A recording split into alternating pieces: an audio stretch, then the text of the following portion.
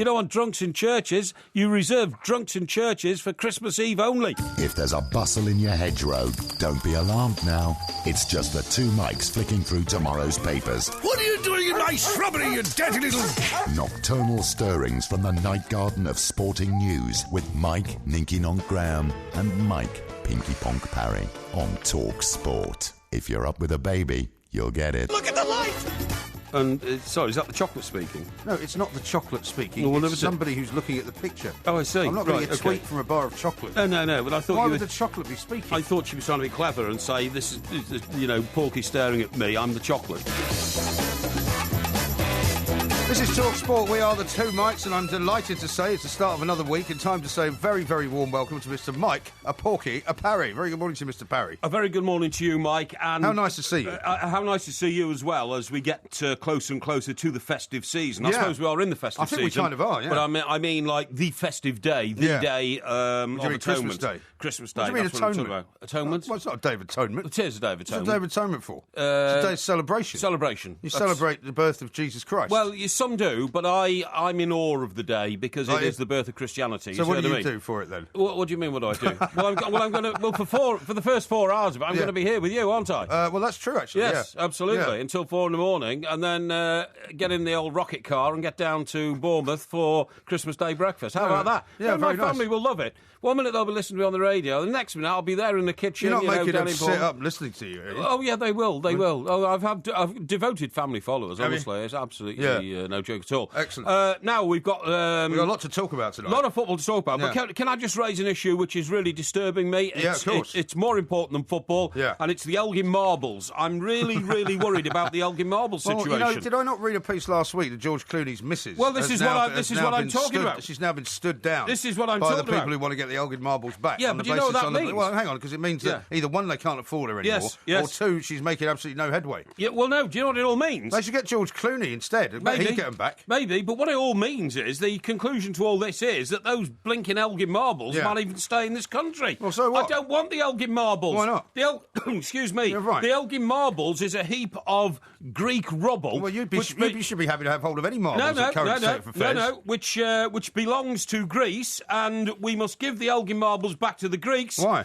Because I say... They'd only sell them off. Give the... Why don't we just buy them off them? No, give them back. Why? Because there's a heap of junk. I don't know what they're doing here in the first place. I was reading a columnist in the Standard, I think it was last week, who said, the best thing you can do is actually make a plaster cast of the Elgin Marbles and either send that back, because you can't really tell the difference, or keep the plaster cast here honestly, and send them the original. Send the original back, and do you know why? It's just a heap of rubble. Have you ever seen the Elgin Marbles? Have you ever seen them? I've never seen them in reality. You've never seen them? Never seen them in reality. So you've never seen them? Well, I've seen pictures of them. Oh, good. Well, have you never bothered going to the museum to have a look? Why would I want to go and see a heap of rubble? Have you ever been to a museum in your life? Yes, I've been to a museum. Which museums have you been to? I went to the Walker Museum in Liverpool. The Walker Museum. What's the Walker Museum? It's called the Walker Museum in Liverpool. It's one of the world's most famous. What's it a museum of? It's a museum of artefacts, like historical things. Like what? Well, what's in it? I think they've got a, You haven't been there, have you? I have, but I was 10. You can't remember. Oh, you were 10? Yeah, I was 10, yeah. So you haven't been to a museum since you were 10? No. I went to the Chester Museum once when I was 8. Yeah, you should be in there.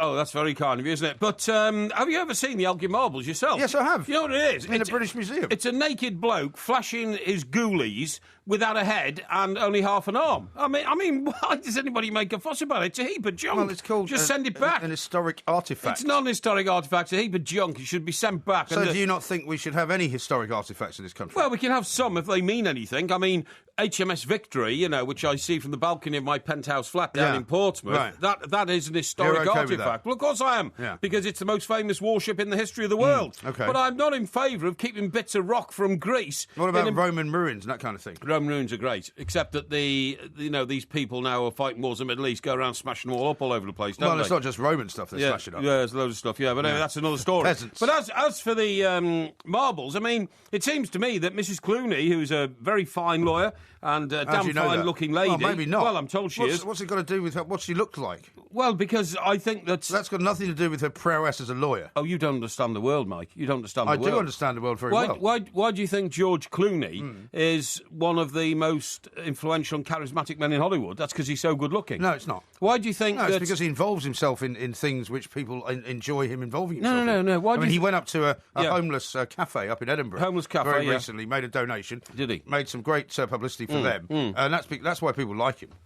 Yeah, but also because he's so good-looking. Why do you think Diana, Princess of Wales, was the most influential woman in the world? Because she was going to be the next Queen of England. Well, she was so good-looking. That was the problem. No, it wasn't, though. And charismatic. No, it wasn't. Not at the start. No, she was.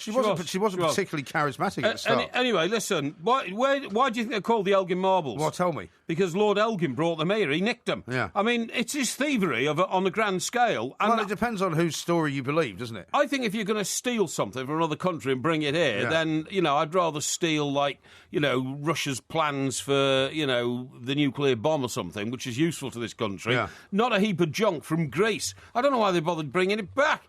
It just completely baffles me as to why people even get involved in this in this argument. So your solution is to just basically hand them over? Well, you see, the thing is, Mrs. Clooney was fighting this great battle on behalf of the Greek government to sue the English government to get them back. Yeah. But that's now been abandoned. Yeah, she hasn't abandoned it. Well, why? Because what's happened is... It's been abandoned by the Greek government because they can't afford to keep paying her and get no result. It's not that. It's that the Greek government decided to take a more diplomatic stance and want to get them back by negotiation. Here's a very good question for you. Rather than creating bad blood between the two countries. Here's a very good question for you from Mark in Belfast. Okay. Morning, lads, he says. Any news on the penalty competition between you two? Added a ball juggling competition. That would be great for Two Mics TV viewing. Yes, there will be one. By the way, one of our... So we have to schedule a time to do this penalty shootout. It's going to be New Year now, I'm afraid. Okay. We're too busy.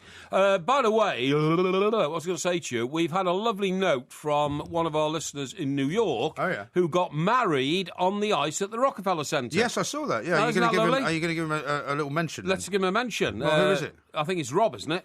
What do you mean you think? Well, I think it is. I saw his note earlier, but I thought you'd probably have seen it, so you'd bring it in your information device. Well, if you told me that you wanted to make the announcement now, then I could have probably done that for you. Yeah, well, I'm making the announcement right now, aren't I? Right. And the other thing, which we need to let the audience know... Craig Rogers is his name.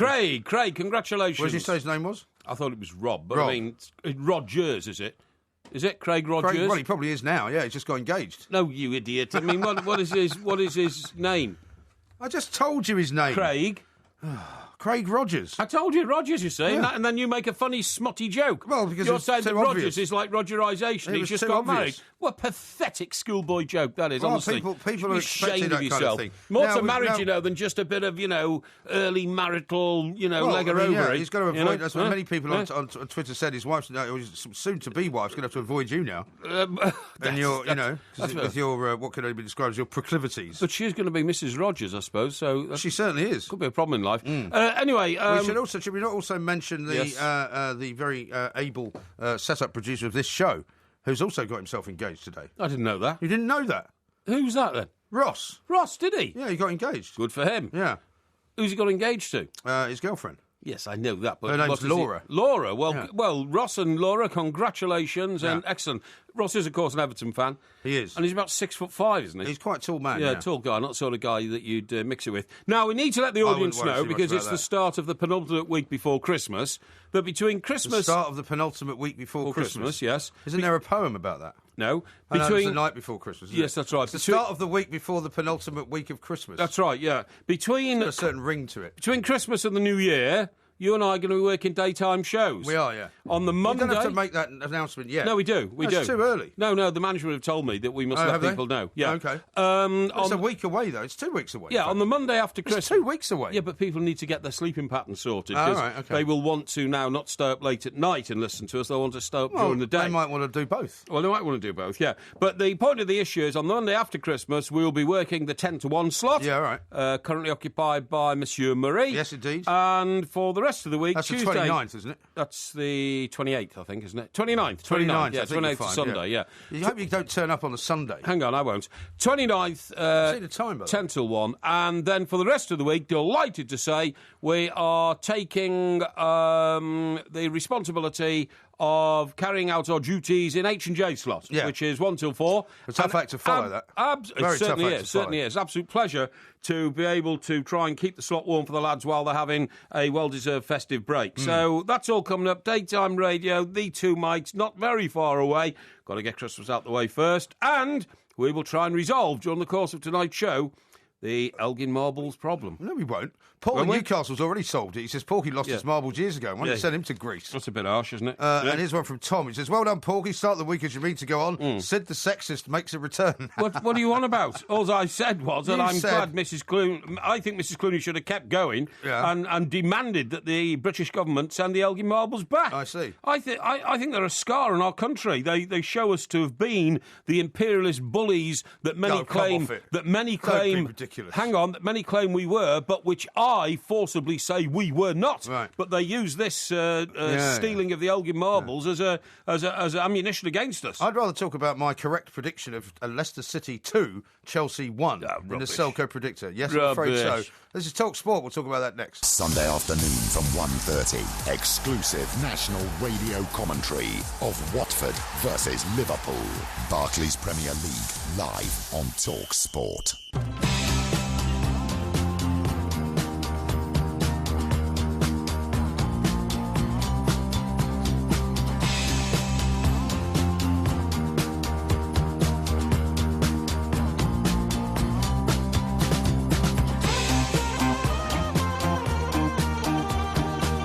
Sport, we are the two Mikes. There's loads more coming up. There will be, of course, an episode of Winners and Losers. Also, there will be a podcast coming up a bit later. Got an awful lot of tweets coming in here.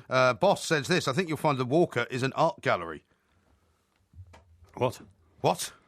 You're not listening to me? Yes, I am, yeah. You said you've been to the Walker Museum in Liverpool. Yes, it is an art gallery. It's an art gallery. It's an art gallery. So it's not a museum. Well, it's like a museum, but it's an art gallery. Well, it's got lots of pictures in it. Yeah, well, it's got historical pictures. An art gallery is not a museum. No. Here's one from Becky, who's not well. She said, I woke up after a nap. Porky's talking about a naked man flashing his ghoulies. What did I miss on the first 5 minutes? Don't worry, it's it's half a statue. It's got no head. It's got only half an arm, and it's got a foot missing. So honestly, it's not worth even looking at. And there's lots of people asking if you've actually lost your marbles or suggested that you already have. You know, Carl says that. Horatio says that. Bit harsh. Old Man Gooner says the Walker Art Gallery is definitely not a museum. Okay. Etc. etc. Yes. Here's one from Dorian who says, very excited to be listening to Two Mics live tonight. P.S. Are the DVDs still available? Yes, they are. Just go to the twomics.co.uk. And if you go to joe.co.uk, you can find a clip there which will give you a flavour of what it's actually like. Now, what's joe.co.uk? What's that? Well, it's a big website, basically, right. Which is kind of a website for men, as they call it. I mean, it's kind of supplanted... Loaded magazine. I see, yeah, okay. I hope there's nothing smutty about it, though, There's nothing smutty about it, no. Good. They've spent an awfully long time over the weekend doing all the football. They do a lot of football-related stuff. They do a lot of boxing. In the last sort of 24 hours, they've also included a clip of ours from our DVD. So if you go there, or go to our Facebook page as well, you can find that. Now, you said that you wanted to hear about your Selco predictor this week. Yes. You said you thought that you had correctly predicted Chelsea. I had, yes. Leicester. I did correctly predict it, 2-1. Right. I'm afraid you predicted Chelsea 3, Leicester 1. Did I? Yeah. You did. I'll tell you what you did get right, though. Yes. Was Newcastle winning. What did I get? Newcastle 2-1 against Tottenham. Well, there you go. Which is extraordinary. Is that right? I got Spurs 1, Newcastle 2. Yeah. Wow. And you also got West Ham United 2, Stoke 2. Hey. But apart from that, I'm afraid you didn't get anything else right. So Hang on, West Ham and Stoke was 0-0, wasn't it? West Ham and Stoke was 0-0, but it was a draw, though. Draw, yeah, I got a draw. You get 20 points for that. Brilliant. But I'm afraid that's all you got. So you got minus 50, I'm afraid. So I can report that in the Talk Sport Presenters League, where you got minus 50, I think I scored, what did I score? I scored +5 this week. So I stayed in 17th position, and you're still in 21st position. Well, Fall behind. Don't worry, I'm going to have a great Your total score is now minus 70. I'm going to have a great second half of the season, believe me. That's what you and Jose Mourinho keep saying. Yeah. But Jose Mourinho, I don't know if you listened to the start of the show, because I know you don't always pay attention when you're not speaking. I did. But what do you make of what he said? I don't need anybody. I don't need the don't need the fans. Don't need the media. Don't need pressure. Don't need the owners. I mean, he needs something, doesn't he? Well, I don't know. He also said he thought the players were a bit disgraceful tonight, didn't he? Well, I mean, you start to wonder, right? Yes. I mean, I've said to Jason and Andy there, I don't know why anyone's surprised that Leicester beat Chelsea. I mean, Leicester were, before this weekend, top of the league. They're now back top of the league again. Chelsea are 1 point away from relegation. Why shouldn't they have beaten them? It's all shaping up for Arsenal to have a great second. Was that? That wasn't a rhetorical question. What do you mean? It means it was a question that requires an answer. Oh, well, the answer is... now you've got to think of what the question was, haven't you? Yeah, I know what the question was. You weren't listening. No, you're saying why are people surprised? No. You're saying why are people surprised? Yes, that was the question. No, I said why shouldn't they have beaten Chelsea? Yes, exactly. It's not the same question. Why should people be surprised? Anyway, I was interpreting your question. The answer to your question is, well, perhaps it's not a surprise, but everybody was trying to say that Chelsea now turned the corner Well, they haven't. They've come back round the corner. But everybody keeps saying they're about to or they have done, or whatever, and they're not. It's not happening. It's all set up now for Arsenal to have a storming second half of the season, like they often do, and take their first Premier League title for a lot of years, isn't it? I don't know. Don't you think? Well, Arsenal haven't yet had a bad patch, have they? No. And they always do. Well, they have had a bad patch. They have. I mean, going away and losing at West Brom was a bad patch. No, it's not a bad patch. It was a bad result. When you want to be Premier League champions. Well, I mean, they're not going to be the Champions League for long, are they? Well, I'm not sure about that. You think they might beat Barcelona? No. But, so they're not going to be in it then, are they? Well, make up your mind. Well, what's wrong with you? Well, why can't you just make a decision and stick with it? Because Arsenal have the ability this season to surprise everybody. And the thing is, did you notice the influence of Theo Walcott in their weekend victory? I saw that he got himself a penalty. Well, yeah, but not only that, he's added sort of precise passing to his range of attributes, like speed and awareness and that kind of stuff. He's now putting tremendous balls through the middle. I don't know if you noticed. What about goal scoring? And, that'll come as well. He wants to play number 9, doesn't he? Well, I think he wants to play through the middle. I don't know if he wants to play number 9. But all that will come back. But, I mean, what I'm saying is, he's not the only good player that's going to come back and rejoin the Chelsea ranks in the new year. Who? Jack Wilshere. Chelsea? Theo, Chelsea. Arsenal, sorry, the Arsenal ranks. What are you talking about? Theo Walcott's the first one back. Jack Wilshere will probably be the next one back, and that's going to make Arsenal a very, very strong team. OK. Yeah. Now, tell me something else. Yeah. Who are these people you had round for dinner? When? At the weekend. Oh, just a few friends. Who? What do you mean, who? Well, what friends? You haven't got any friends. You've told me before. No. One, you don't have any friends. Two, you don't really want to have any friends. No. Associates. Put it that way. Associates. Well, could you give me the initials of any of them? Well, why? It's irrelevant. Because I want to know who they are. Well, you don't know who they are. I don't know any of them. You haven't met them. I've never met any of them. The audience would be bored stiff if I told them a collection of people. And why did you put out a picture of a bottle of wine with the label covered up? Well, because I didn't want to be seen to be criticising the wine, because clearly the fault was mine for opening it so many years after I bought it. It was a bottle of Beaujolais, wasn't it? No, it wasn't. It was a bottle of Gamay. No, Fleury. Fleury? It was a bottle of Fleury. Same thing. And I thought, grape. You see, you know when the World Cup was played in South Africa? Yes, 2010. I went to Stellenbosch with Andy Townsend. Stellenbosch? Sure. Yes. Did you have a nice time there in Stellenbosch? I had an exciting day in Stellenbosch. Did you see Steve McLaren? Steve McLaren was in Stellenbosch. What's the Dutch influence? Anyway, so we go to Stellenbosch, and there's a famous picture of me lying on the floor in Stellenbosch underneath a vat of wine with a tap, which Andy opened the tap, and looked like I was going to drink the whole vat full, you know what I mean? Well, you didn't. Well, I tried to. Yeah. And, I'd like to see that picture. Yes. But have you got it? I don't know where it is, actually, but it's a picture. Anyway, the point of my story is we spent all day there. We drank everything. I mean, this guy didn't just produce wines, red and white, rosé. He produced brandy. He produced everything, you know. You know, we started off in his office, and we had a tour around the winery, and then we had a tour around the distillery. Well, you were supposed to be working when you were down there. Well, we were working. We did loads of audio, and actually... I mean working at the World Cup, not in a winery. No, we were. We went to do like a feature on Stellenbosch, you know, this great wine region. And it's fantastic, actually, because if you listen to the audio all the way through the day, it goes from completely sensible at the start to the end of the day, complete gibberish, you know, and that was the effect of most of the shows you do. Well, yeah, I suppose you could say that. Anyway, a point of my story... What is the point of your story? Is that I said to the guy, I said, the one thing I don't understand is how can you replace corks with screw tops? Yeah. He said, a screw top is airtight for life. I said, what? He said, believe me, they're better. He said, corks... Well, a cork can deteriorate, don't it? Although for a while they had those sort of plastic corks, didn't they? That's right, yeah. He said corks can deteriorate. He said they degenerate. He said there's always room for an air lock in a cork bottle and all that kind of stuff. Yeah. And I said, but, you know, red wine matures and all that kind of stuff. You can't keep a bottle of red wine in your cellar for 20 years if it's got a screw top. He said you can keep it for 50 years. Yeah. So anyway, that bottle of Fleury I opened at the weekend, seriously, was from 2007. Yeah, well, I could see the 2007 date on it. And I thought, you know what, I really fancy a drop of But it's probably Fleury. no worse than it was then, is it? But I opened it, it was dreadful. Was it? And that's why I covered up the label. Where had you been storing it? Oh, only on a rack in my... but, like, horizontal, I mean. Horizontal, yeah, horizontal in a rack in my my back room. I'm surprised it's not too hot in there, is it? It's not hot at all. It's not the locked room, no. There isn't a locked room.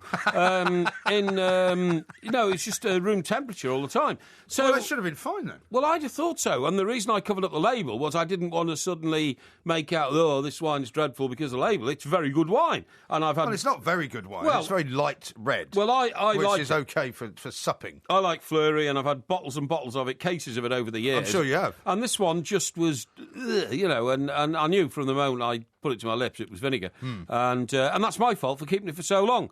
But I thought you could. But as a lot of people made clear to me over the weekend, Fleury comes from the Beaujolais grape, as you quite rightly say. And that should really be drunk within a year of it being bottled, you know? Yeah. So I'll take that... now, what about that very nice present that we got when we arrived here tonight? Well, I want to thank somebody. From Andrew Mead, that is. Is it Andrew? Andrew, yeah, you sure? Spurs fan, yeah, I'm absolutely sure. Hang on, I've got my letter here. Oh, you've got your letter, yeah, read it out. Right, this says, someone sent you a lovely message. It's from Drink Supermarket. Hang on.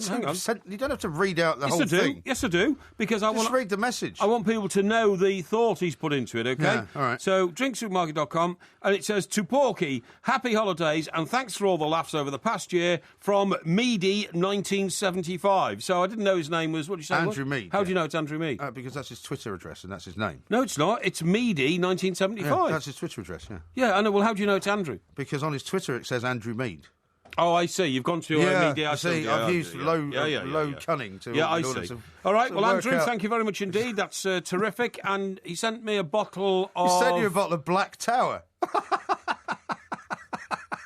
What on earth's wrong with that? Which was accompanied by a note that said... What's wrong? What's wrong with I'm going to send you both a bottle of wine, which is kind of reminiscent of your status in life. Why are you... Or something like that. Why are you mocking a bottle of Black Tower's horrible. It's German Riesling. It's horrible. What do you mean it's horrible? It's awful. So you're saying that... And he sent me a really nice bottle of Cabernet Sauvignon from Chile. I see. Yeah. So what you're saying is that... He sent you some rubbish, basically. When our listeners send us presents, you use the power of the microphone to mock and deride. No, not mocking him. That's what you're doing. You're mocking and deriding. No, he sent you a bottle of Black Tower. I'm very grateful for it, and I will enjoy it enormously next time I you like Black have Tower, a piece of salmon or something like that. A piece of salmon? Yeah. When are you going to have some... Have you defrosted the freezer yet, by the way? No, it's a nightmare.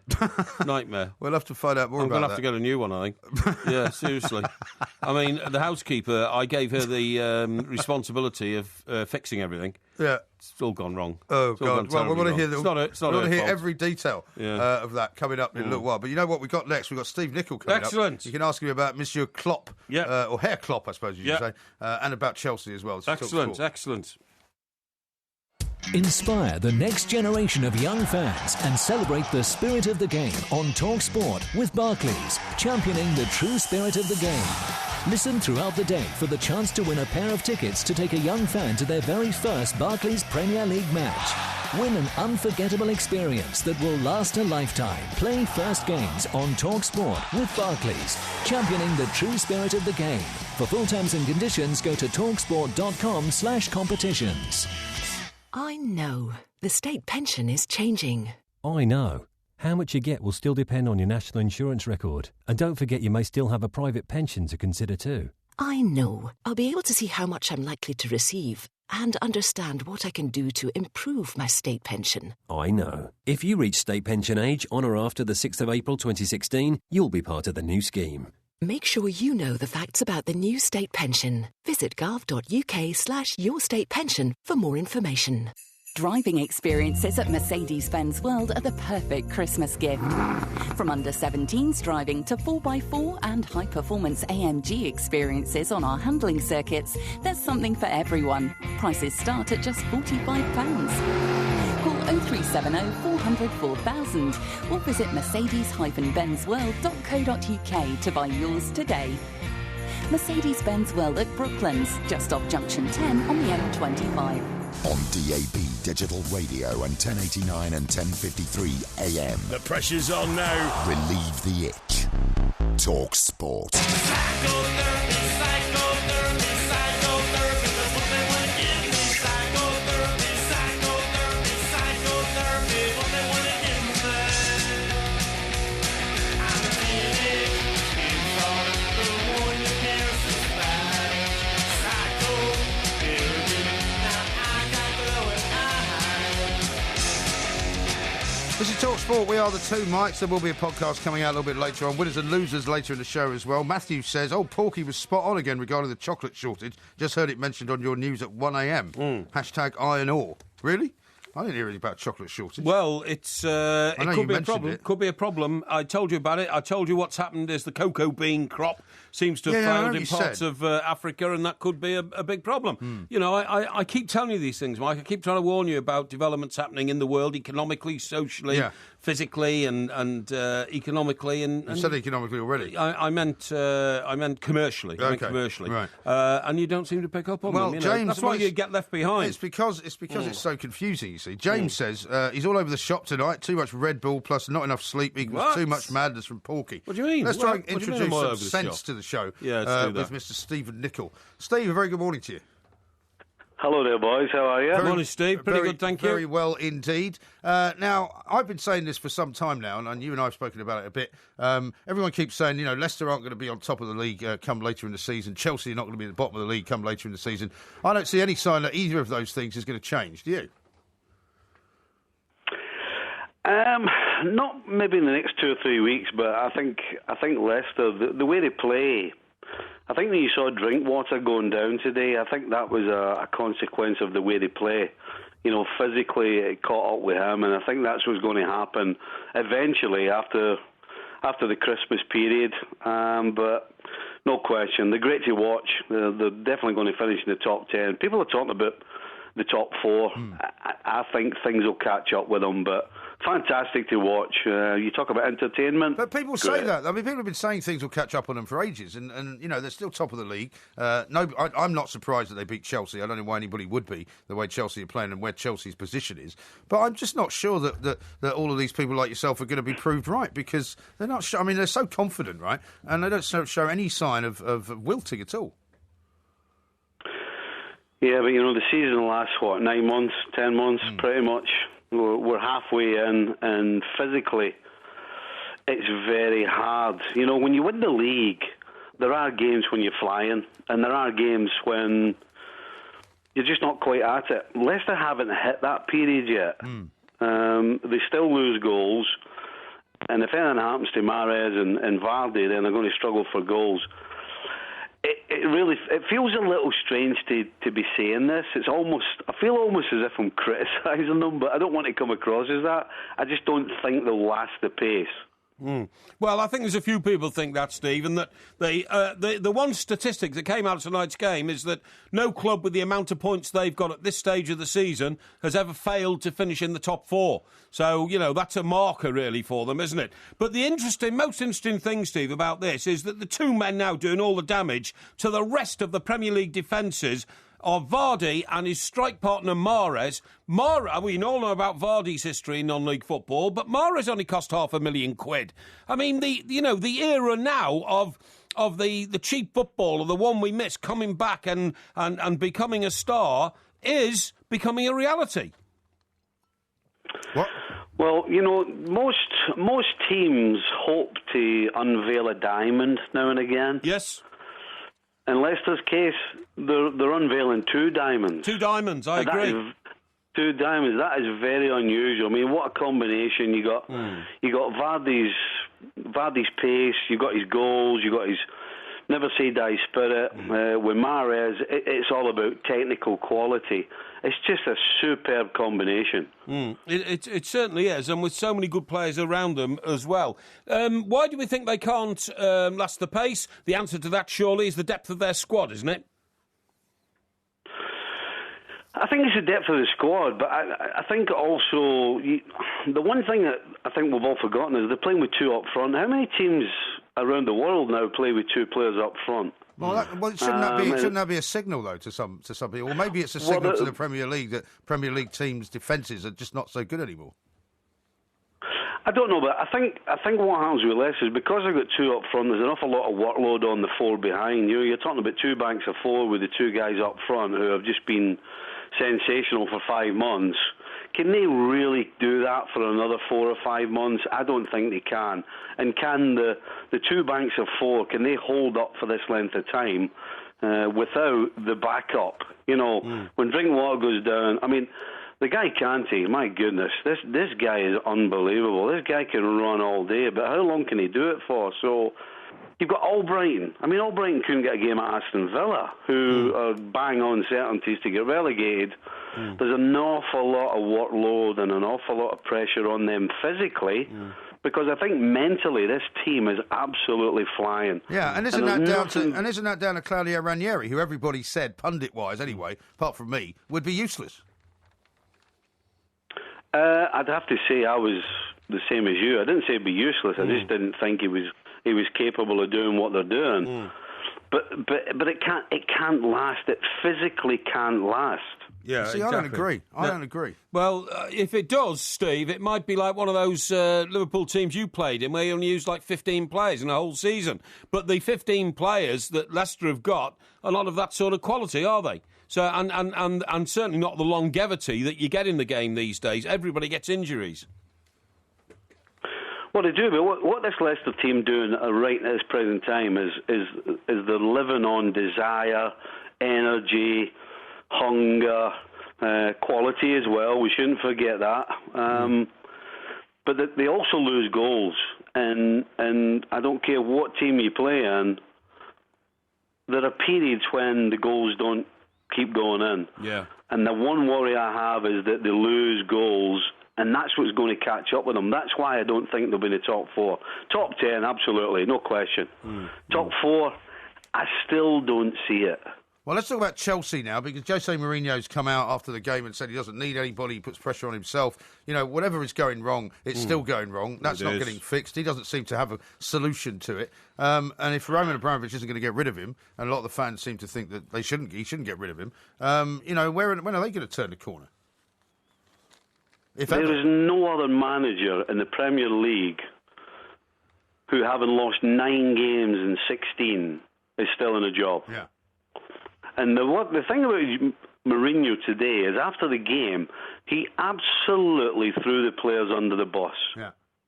Now, some people would say, well, he's giving them a kick up the backside.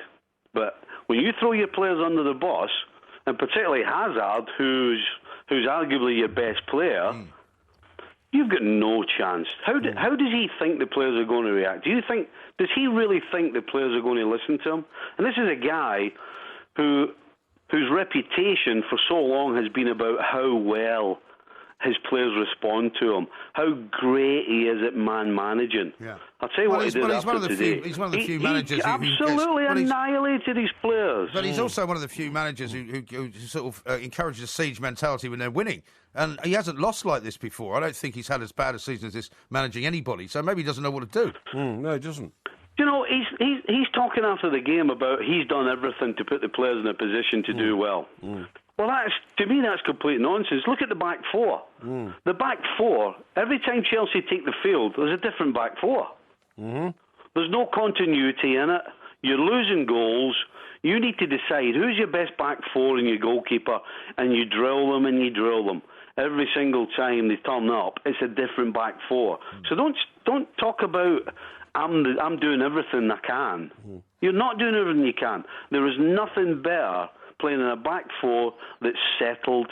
Everybody knows where they should be. Everybody takes keys off everybody else. And when you turn up every weekend and there's a different guy next to you, you're not quite sure where those keys are going to be. So when you lose goals because you're out of position, that's down to the manager. I understand when players are injured or suspended, you have to make changes. He's making changes all the time. Yeah, no, because I don't think he knows what to do. But let's move on to Jurgen Klopp, because he got a lot of criticism and a lot of praise for what happened at the weekend. They got a draw with West Brom, and he did that thing where, they used to do a lot of Dortmund, where he grabbed hands with all the other players and went over to the Kop. I actually thought it was quite a nice thing to do. What did you make of it? Do you know what? A lot of things are about timing. If Liverpool had just beaten Man United 3-0 at home and the stadium was still jumping and everybody was still there, then I think that's the time to do it. But when you've lost to Crystal Palace at home, you've played Sion in midweek in a drab game, you've got it done what you had to do, and you've got a point at home against West Brom in the 94th minute, and you take the players to the Kop when, by the way, the first 4 or 5 rows had already gone home. It just seemed a little wrong. I've got nothing wrong with Klopp.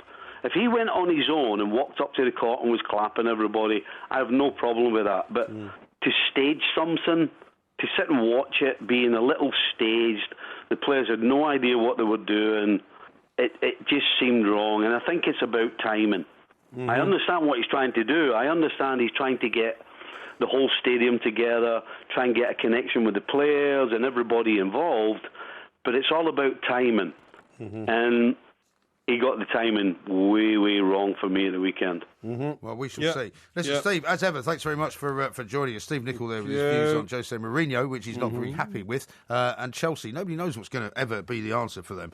Coming up, though, Mr. Parry, we'll hear more about your freezer scenario. Okay. And here's one from Ronak, who says Mahrez cost Leicester 300,000 or 500,000, as you say. 350, and Man United pay Rooney 300,000 a week. Yeah. Go figure. It's extraordinary, isn't it? It is extraordinary. The strike force for Leicester last night, 1.35 million. That's $1 million for Vardy.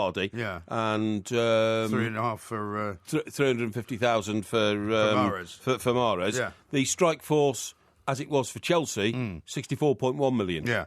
Unbelievable. I know. Ridiculous. Unbelievable. Absolutely ridiculous. Yeah. This is Talk Sport. We are the two Mikes. We'll hear more about Porky's freezer adventures next. Crazy, but that's how it goes.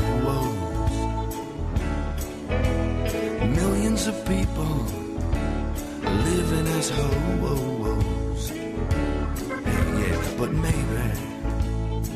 This is Talk Sport. We are the two Mikes. We're going to talk about space coming up in the next hour, and of course, there's winners and losers coming up as well. I'm going to ask you about your freezer adventures in a moment. Well, I don't think the audience are bothered about my freezer People have been adventures. asking all weekend. They're like, we need an update. So. We need an update on the freezer. Well, it's not good. Well, what happened?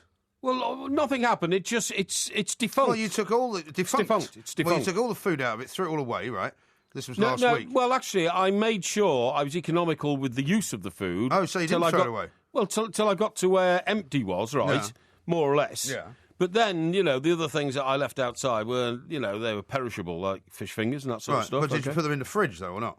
No, I threw them away. That's what I mean. So you threw the food away. Yeah, so but I didn't throw away things like, joints of lamb and all that kind of stuff. Oh, okay. Well, be careful, because if it gets defrosted a little bit... No, they weren't. They were all either used or restored.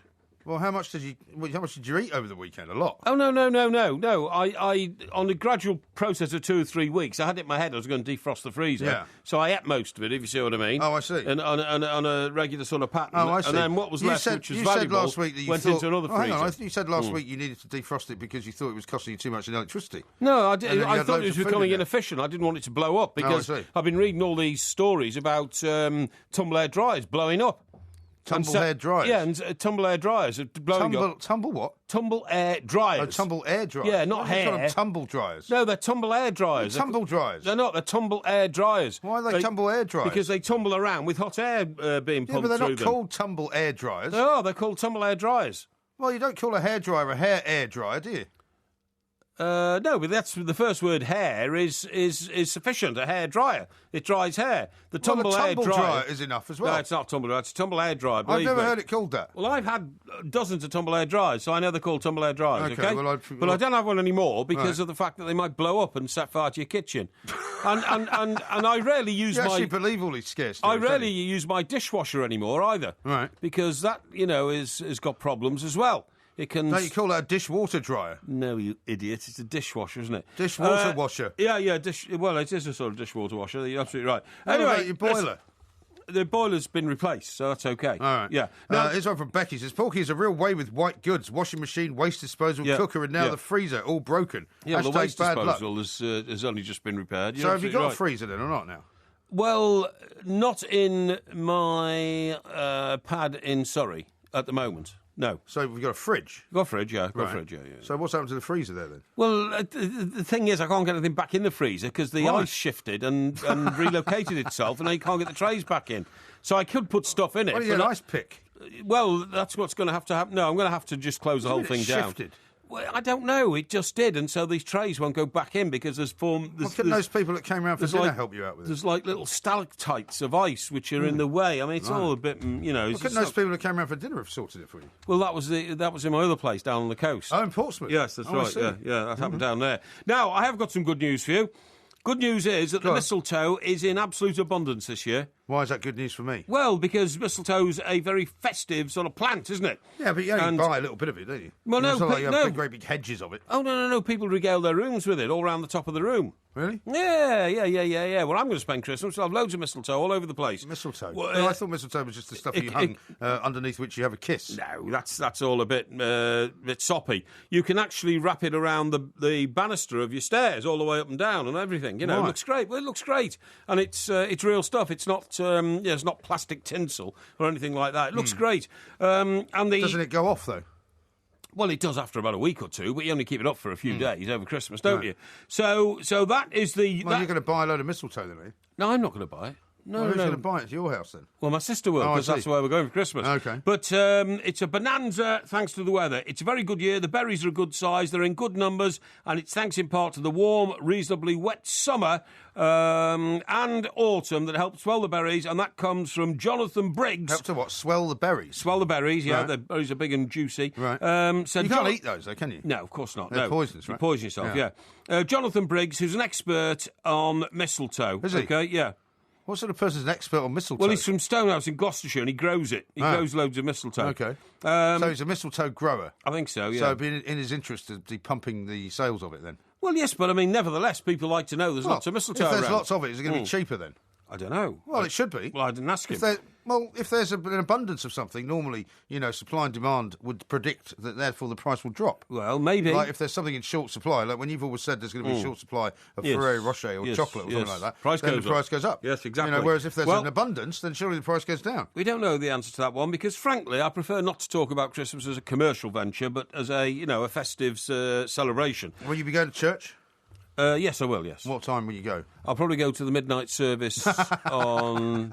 No, I won't actually go on I Christmas wouldn't go Eve midnight if I were you. Because I'm going to be where here all with the you. drunks go. Yeah, that's right, yeah. So, listen, what I was going to say is, the bad news is that because the weather's been so mild, and this is going to be, incidentally, I've discovered, the mildest December since 1948. Yeah, I thought we were supposed to be having a white Christmas and all well, that. Not only that, but freezing, wasn't it? What happened to, the idea of the Arctic age due to climate change and all that kind of stuff? Yeah. See, people don't know what they're talking about with the weather. The weather is so unpredictable, people should stop predicting it, you know what I mean? Well, they have, haven't they, effectively? I mean, the Met Office have now basically said we're no longer predicting long-range weather forecasting. That's true. They're not going to bother doing it anymore. Anyway, what I was going to say to you was, in addition to loads of mistletoe, there are plenty of holly berries, okay? Right. Holly has done extremely well. Right. I'm not buying any of that either. Good weather in April when it flowered and had great pollination, leading now to bountiful holly bushes, okay? It flowered and had a good pollination. And that comes from Matthew Oates, who's a holly expert, okay? Yeah, down in where I live in the country, there's loads of holly bushes all over the place. You just go and get your own. Really? Yeah. Well, you just take it? Yeah. Is that like legal and normal? Well, if it's in the garden, yeah, of course. Yeah, in your garden, yeah. I mean. Oh, I see, okay. So, it grows there. But there is also, if it grows, I mean, if it's growing along the side of a road, in an area which isn't partly somebody's private garden, I'm sure there's no reason not to take it. It's a bit like blackberry picking, you know. Okay, blackberry picking. That's not illegal, is it? Eh? It's not illegal. No, that's not illegal. To pick blackberries. I see people doing it on the hedgerows all the time down in Hampshire. Well, it's the same kind of thing. On the way to my pad down there. As long as you're not like taking loads of it and selling it, I don't think there's anything wrong. Sure. Now then, also because it's not that cold, the birds, especially pigeons,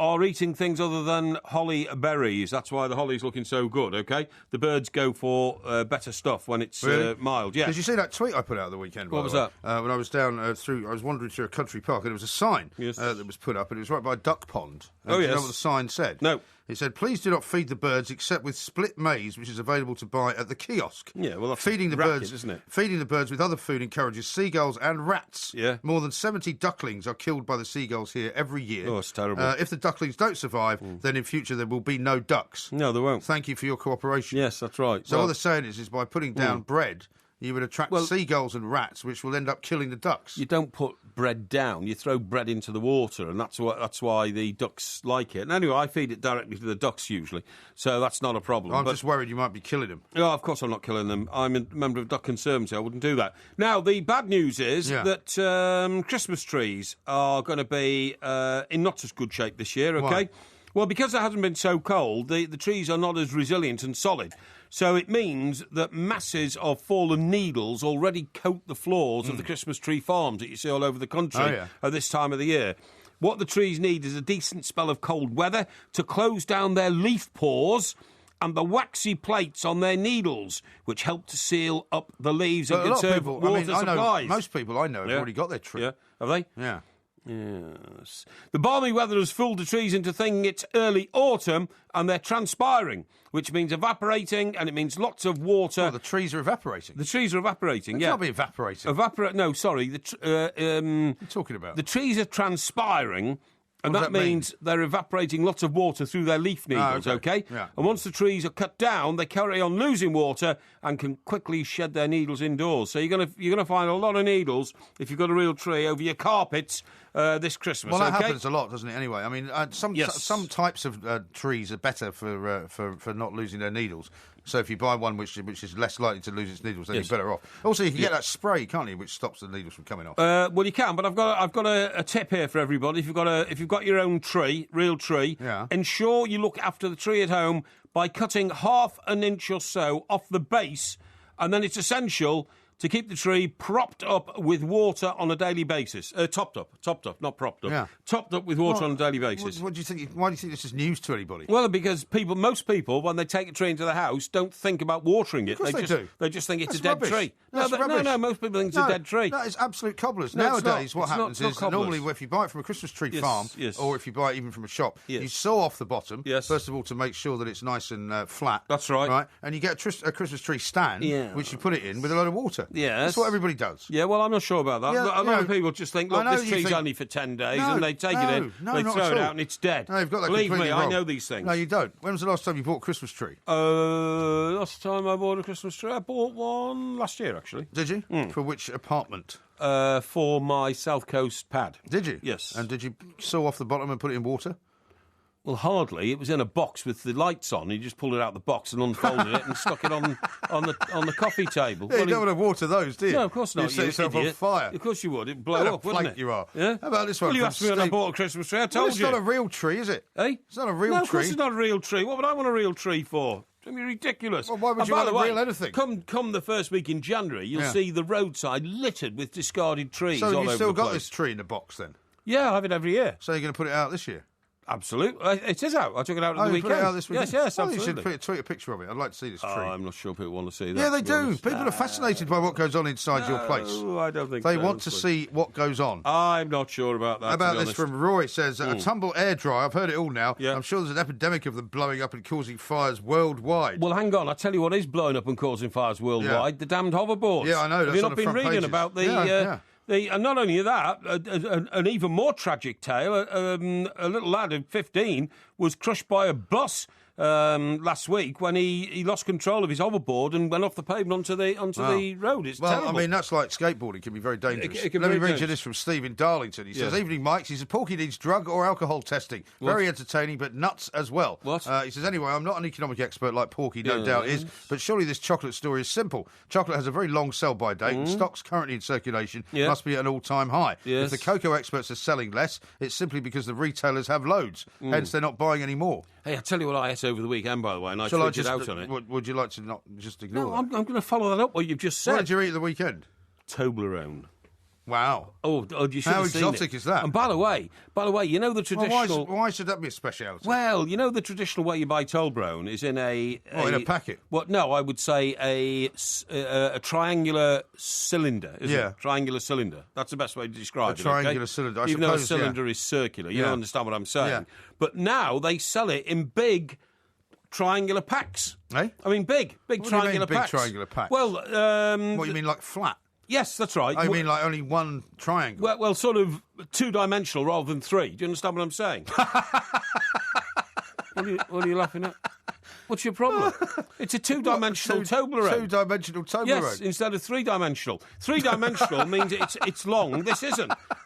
No, it's like, imagine... Well, just imagine... Can you have a two-dimensional piece of chocolate? Of course you can, because honestly, it's just like a flat plate, but it's made of Toblerone, if you see what I mean. Like a plank? No, not a plank at all. And by the way, did you see that... what sort of size is it then? What? What sort of size of a triangle? Well, I mean, it's not normal size. No, it's the size. You know, I tell you what it's like. Is it like a Terry's chocolate orange size? No. Bigger than that? No. You know, if you open the boot of your car, and there's a red triangle in there for an accident, it's that size. What, that size? Yes, that size. So you could actually use it for a hazard. Well, don't be if you put ridiculous. lights around it. Of course you can't use it. You didn't eat a whole thing of that, did you? What? You didn't eat a whole one of those, did you? I did, yeah. Yeah, honestly, it did. On it's like the size of an Saturday iPad, evening. Then. Yeah, like the size of that. Yeah, it was. Yeah, it was the size of that. Yeah, you ate the whole thing. Yeah, I did. Yeah, Mine's just only 2 dimensions, so it's not so filling. No, well, exactly. That's exactly what I'm saying. By the way, talking about Planck, I read that there is some European leader called Nick Planck or something who is there? Nick Planck. Yeah, who's proposing some new legislation about something. I can't remember what it is now. Something to do with immigration, I think, or paying benefits or something. We'll look him up. We'll see. This is Talk Sport. We are the Two Mikes. We've got loads and loads of tweets to read out. You can, of course, send in your tweets at the Two Mikes, at Mike Parry, at IROMG. Have you got any that you'd like to deliver to us at this particular moment, or should I do a couple? You do a couple, mate, and I'll scroll through these. There's a lot which say, for instance... you were scrolling through them. Well, Bill here says, I can't wait to open my 2-dimensional Toblerone on Christmas morning, thanks to Porky. Yeah. And then that's absolutely bonkers. Look, it is a 2-dimensional Toblerone. I know it sounds odd, but there is. Yeah. Well, there isn't, actually. There is. How can you have a piece of chocolate which is in 2 dimensions? Because it's so thin, the third dimension doesn't count. Well, of course it does. It doesn't matter how thin it is. You know what I'm talking about. Yeah, but it's not in 2 dimensions. Mark says, Porky's gone mad. There was a famous skier named Herbert Planck. Herbert Planck? Yeah. The skier? Yeah. Herbert Planck. There's also, I think there's a... he's a politician. I think there's an economics lecturer or professor or somebody called Max Planck as well. Is there? Yeah, it could be him. Could be Max Planck. Yeah, what does he talk about? He talks about the EU quite a lot. Yeah, that's right. That's him. That's him. Guy? That's the guy I'm talking about. Okay. I'm not sure if he's a politician. I don't think he is. Roy says, 2-dimensional chocolate, either he's lost his mind or he's slipped through from his parallel universe again. I don't think so. And Dorian says, after going to the toilet in public places, does Porky dry his hands with a hand air dryer? Yes, I do. But it's not a hand air dryer, is it? It's a hand dryer. It's an air dryer for your hands. Yeah, but they call it a hand dryer.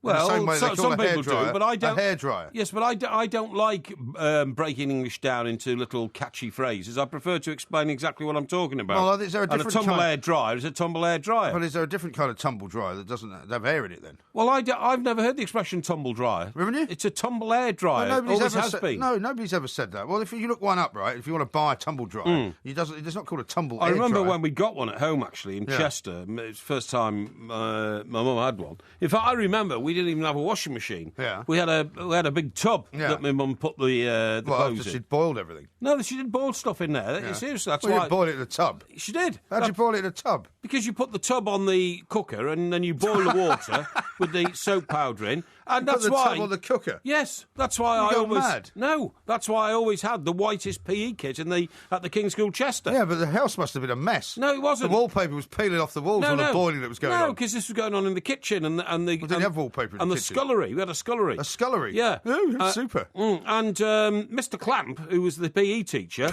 always. Mr. Clamp. Why are you mocking people's names? Because it's a funny name. He always used to say, young Parry, that kit of yours, you tell your mum it's the whitest in the school. So, and she prided herself on that. No, very good. Anyway, so the tumble air dryer arrived, but the washing machine arrived first. Before we had a washing machine, we had one of those mangles. I remember mangles, a mangle. Yeah, my granny used to have one of those. Yeah, well, my mum used to have one. We used to put It was on the end of the bath, I seem to remember. Is that right? Yeah. Dido says, Mike, have you noticed every time you say what to Porky, he goes, and tries to correct himself, not knowing what he said? No. Hashtag nut job. No, it's just a bit of occasional thinking. And here's one from Becky who says, just emptying my tumble hairdryer. I had it for 2 years and it hasn't burnt the house down yet. Well, I'm glad about that, but I mean, just don't be complacent about electrical goods and don't stick too many of them in the same plug. That's the problem. That's very true. Yeah, very good advice. Yes. Liz says, wait for the fire on the Christmas tree when he switches the lights on. You got to laugh. No, I've already switched the lights on. Have you? That's not a problem. What you do is you check each light to make sure it's in its socket and all that kind of stuff, and then it works. Somebody sent me a picture of your 2-dimensional Toblerone, is that it? That's exactly it. Yeah. Now, doesn't that look 2-dimensional to you? No. You see what I'm talking about? It doesn't. It can't be 2-dimensional. I want you to put that out, please, and ask everybody else, is this a 2-dimensional Toblerone? Please. What? I want you to put that out, retweet it, right? You cannot have an object which has 3 dimensions as two-dimensional. Look, you are... The only place it's two-dimensional is in a picture. You're being too specific. It is to all intents. I like to pride myself on Everybody accuracy. out there knows what I mean. A three-dimensional Toblerone is what we described as the triangular cylinder. In the shape of the Alps. In the shape of the Alps, that's right. And this is a two-dimensional one. Anyway, look, I want to talk to you about Star Wars. Okay. Because, Star Wars? Yeah, Star Wars is on Star Wednesday. Wars? Eh? The emphasis is on the first word. Star Wars. No, not Star Wars. It's Star Wars. Anyway, it's starting on Wednesday night, OK? Now, did you know... Thursday it opens, isn't it? By the way, it's 7-3 to the Miami Dolphins against the New York Giants. Oh, my God, it's not, is it? Tonight. Wow, that means I'm going to have marmalade for breakfast. Yeah, fantastic. Oh, hang on, sorry, I told a lie. The Giants have just scored a touchdown, so it's now 9-7 to New York. Oh, crikey, there you go. Now then, did you know... have marmalade for breakfast? Yes, that's an expression about, ooh, let's celebrate. Now then, what I was going to say is, did you know that Star Wars, the first time round, the franchise, saved America from ruin?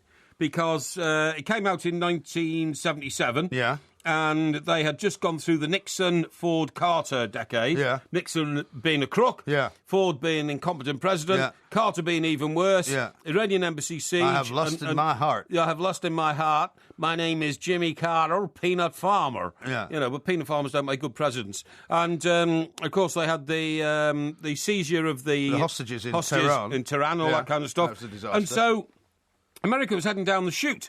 And then, of course, the Hollywood was full of films like All the President's Men, which showed up the crookery and the disgrace of America was very much in a period Watergate. of sort of It certainly was. self-denial, but also self-examination. It certainly was. Yeah. The other one that apparently represented the worst of what was happening in America was a film I've never heard of called The Panic in Needle Park. You've never heard of Panic in Needle Park? You? Yeah. Have you? Yeah, I've seen it. Al Pacino? What's it about? Oh, it's about Needle Park. Oh, it's about decaying New York, apparently. Is it? Yeah. Yeah, well, it's about drugs and, the police and the underworld and all I that. see, all that rubbish, yeah. What do you mean all that rubbish? Well, that's what I'm talking about. What about Serpico? Have you seen that? So I've seen Serpico, yeah. Very odd film indeed. Why was it odd? Oh, it was just bizarre. It was about undercover cop. Yeah, I know, but what was odd about it? He was very... It was a real-life story. He was very unsure in his own role, wasn't he? In his own skin and everything. I thought it was... Well, the whole point of the story was that Serpico had uncovered this incredible sort of corruption in the New York City Police Department. Yes. And he wasn't a very well-liked man. Well, that's true.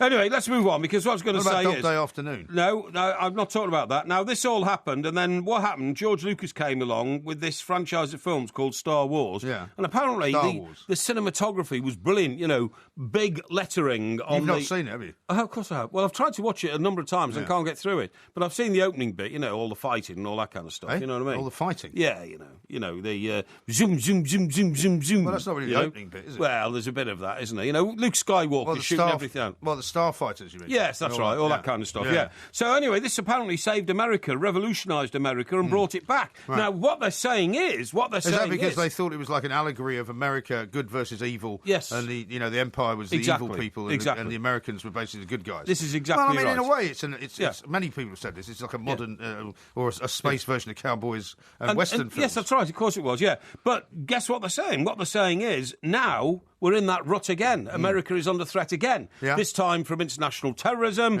from Donald Trump. Donald Trump trying to sort out the Middle East, the breakdown of relations again with Russia and perhaps with China.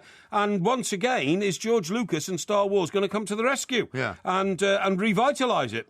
Puzzlewood to Pinewood, Lake District to Leicester Square, the force is already being felt. Cinema Chiefs launched the biggest operation in British history as up to 1 million people, get that, Mike, 1 million people prepared to watch the new instalment of Star Wars in the hours after Wednesday night's premiere. Yeah. OK? Yeah. So that'll be Thursday, I suppose, right? Yeah.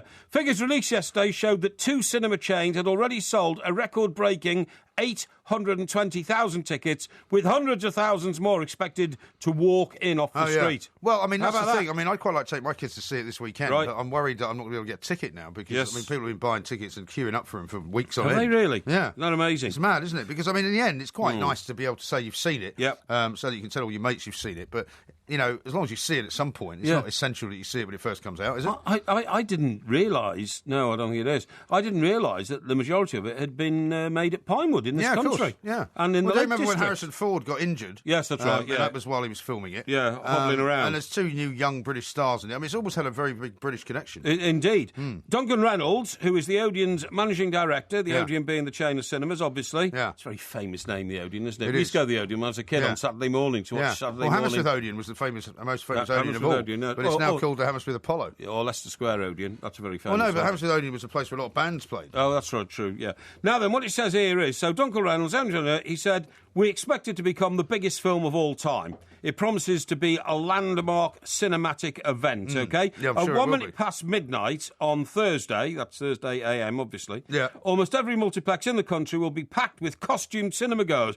British audiences will be seeing the most anticipated film in decades a day ahead of those in the United States, in tribute to where it was made. OK. Here at Pinewood. How about that? We'll be on the air, so we'll have to try and maybe get somebody who's out watching We it. will. Now, who was that chap who went and saw the other film He for was us? a James Bond specialist. James Bond specialist. I don't think he won't be involved in Star Wars. Well, I bet he knows a lot about it. Anyway, can I give you a few figures very quickly? Well, you better hurry up, because Box we're out of office, time. video and book sales of the Star Wars franchise so far, $10 billion. Billion? $10 billion. Bit better than 2 mics, then. How about this? The revenue from sales of officially sanctioned merchandise, including clothing, accessories, houseware and toys, $32 billion. Amazing. $32 billion. I must say, when I was doing a bit of Christmas shopping the other day, there were so many big displays of Star Wars stuff. It's ridiculous. The number of Star Wars figures, that I've is seen the like time, model dolls, right, sold in 1977, the year 1977 alone, after the first instalment, 26 million.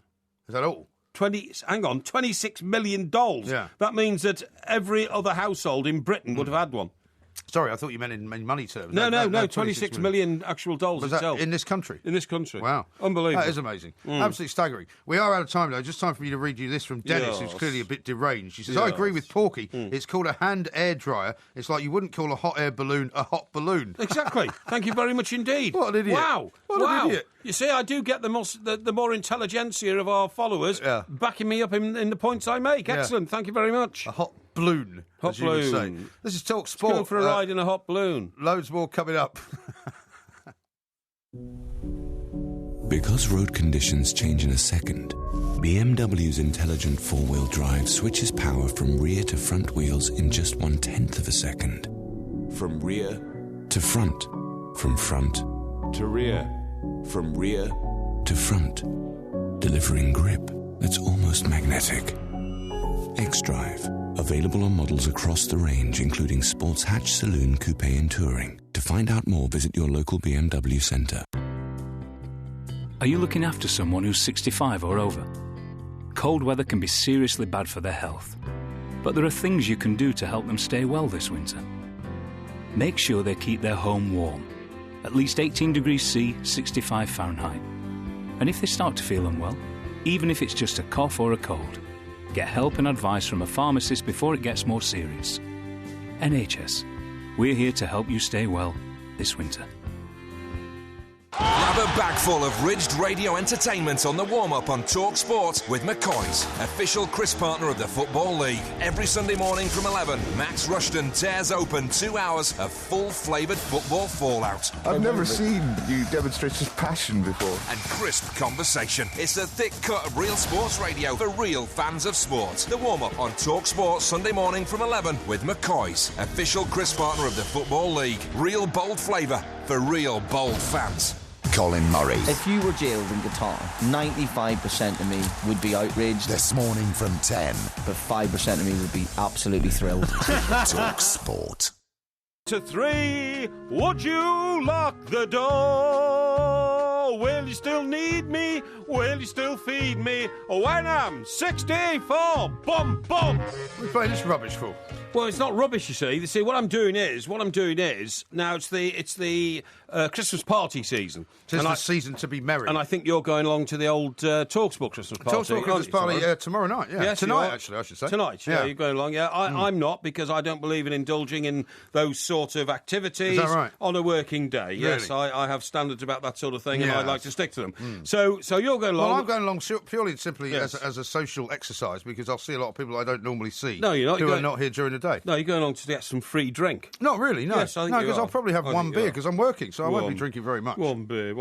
Anyway, the point is, what I thought I'd do is, for the benefit of our listeners, is give them a few rules on karaoke etiquette, okay? Etiquette. Yeah, because now you see, what I would say is that's my... That's not very well sung, by the way. I mean, when you sing along to when somebody else is singing, that's fine. But singing unaccompanied there is not doing it for me. I thought it was very good. Well, you might have thought it was very good. I tested it around the office a bit earlier on before you came in, and I got some very, very positive responses. Did you? From people who said, wow, that's almost pitch perfect, right? Well, it isn't.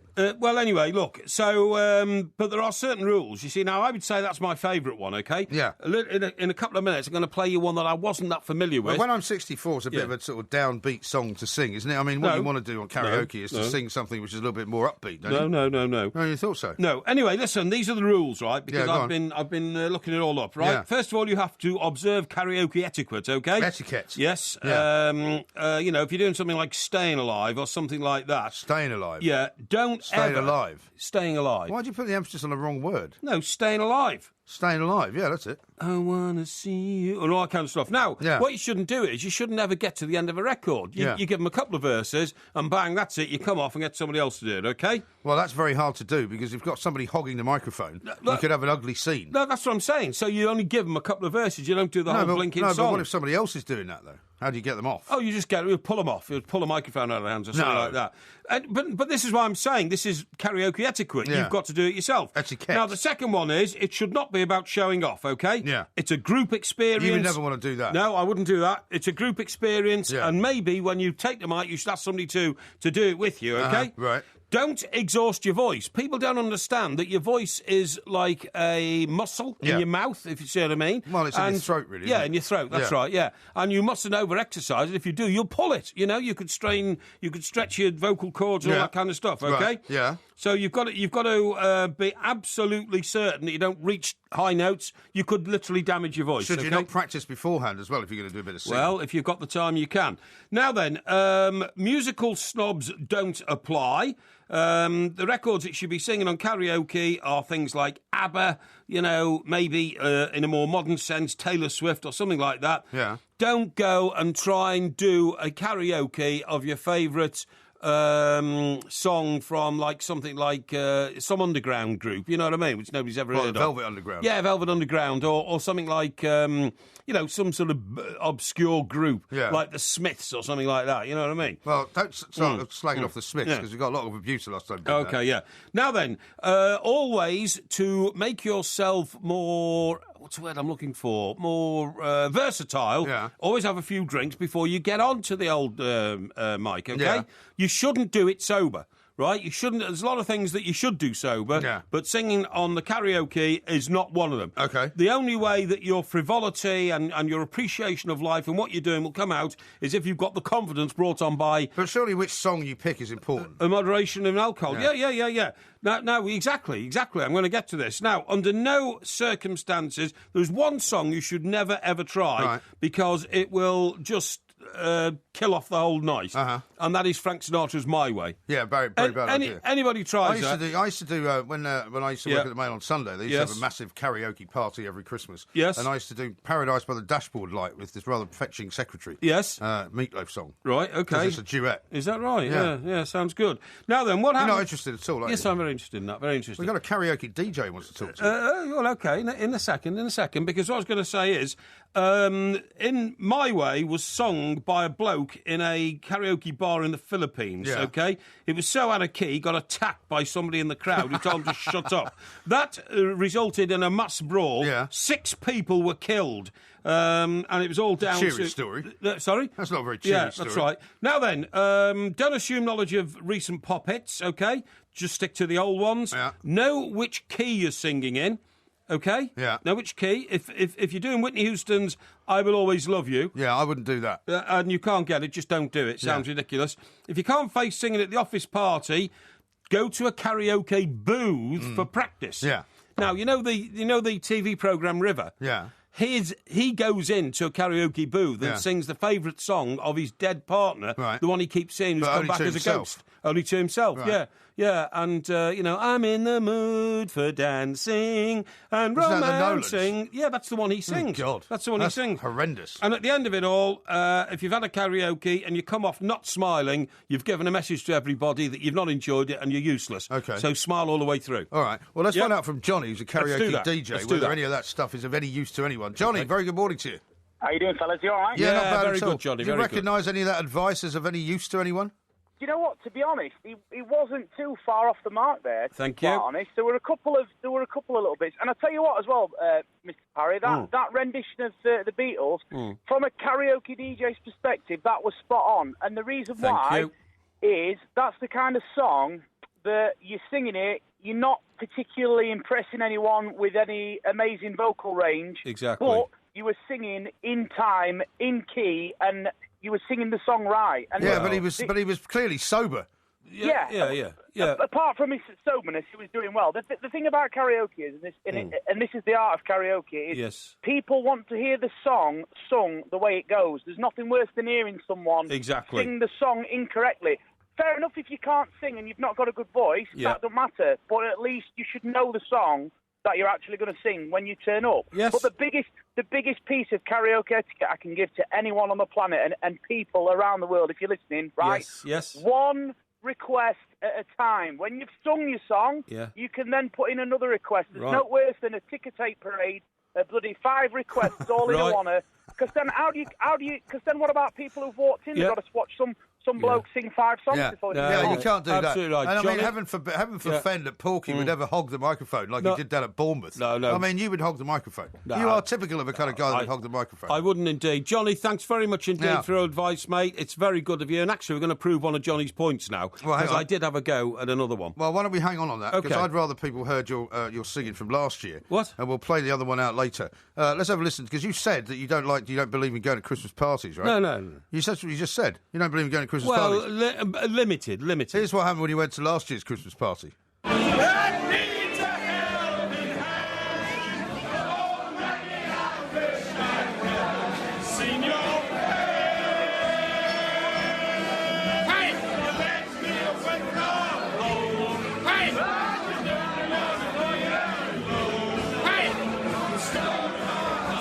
Actually, a lot of people rather like that.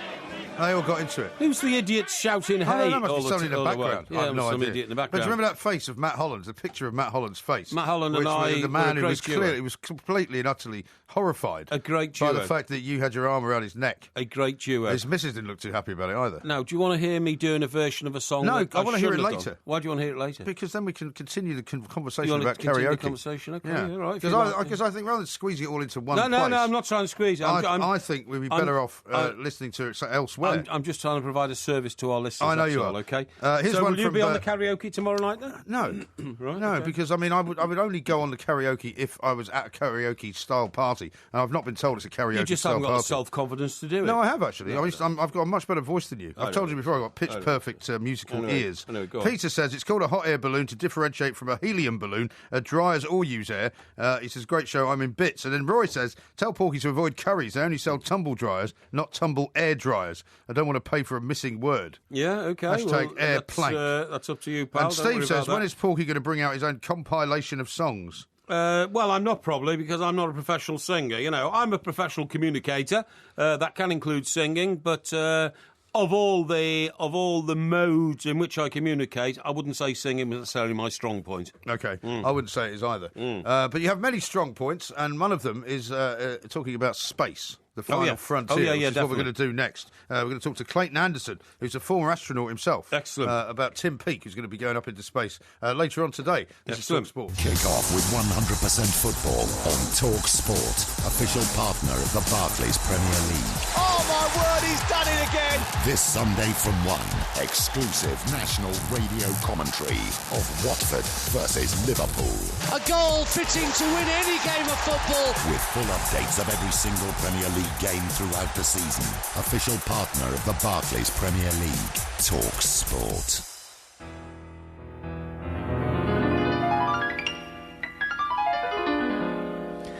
At first first I was afraid, I was petrified, thinking I couldn't live without you by my side.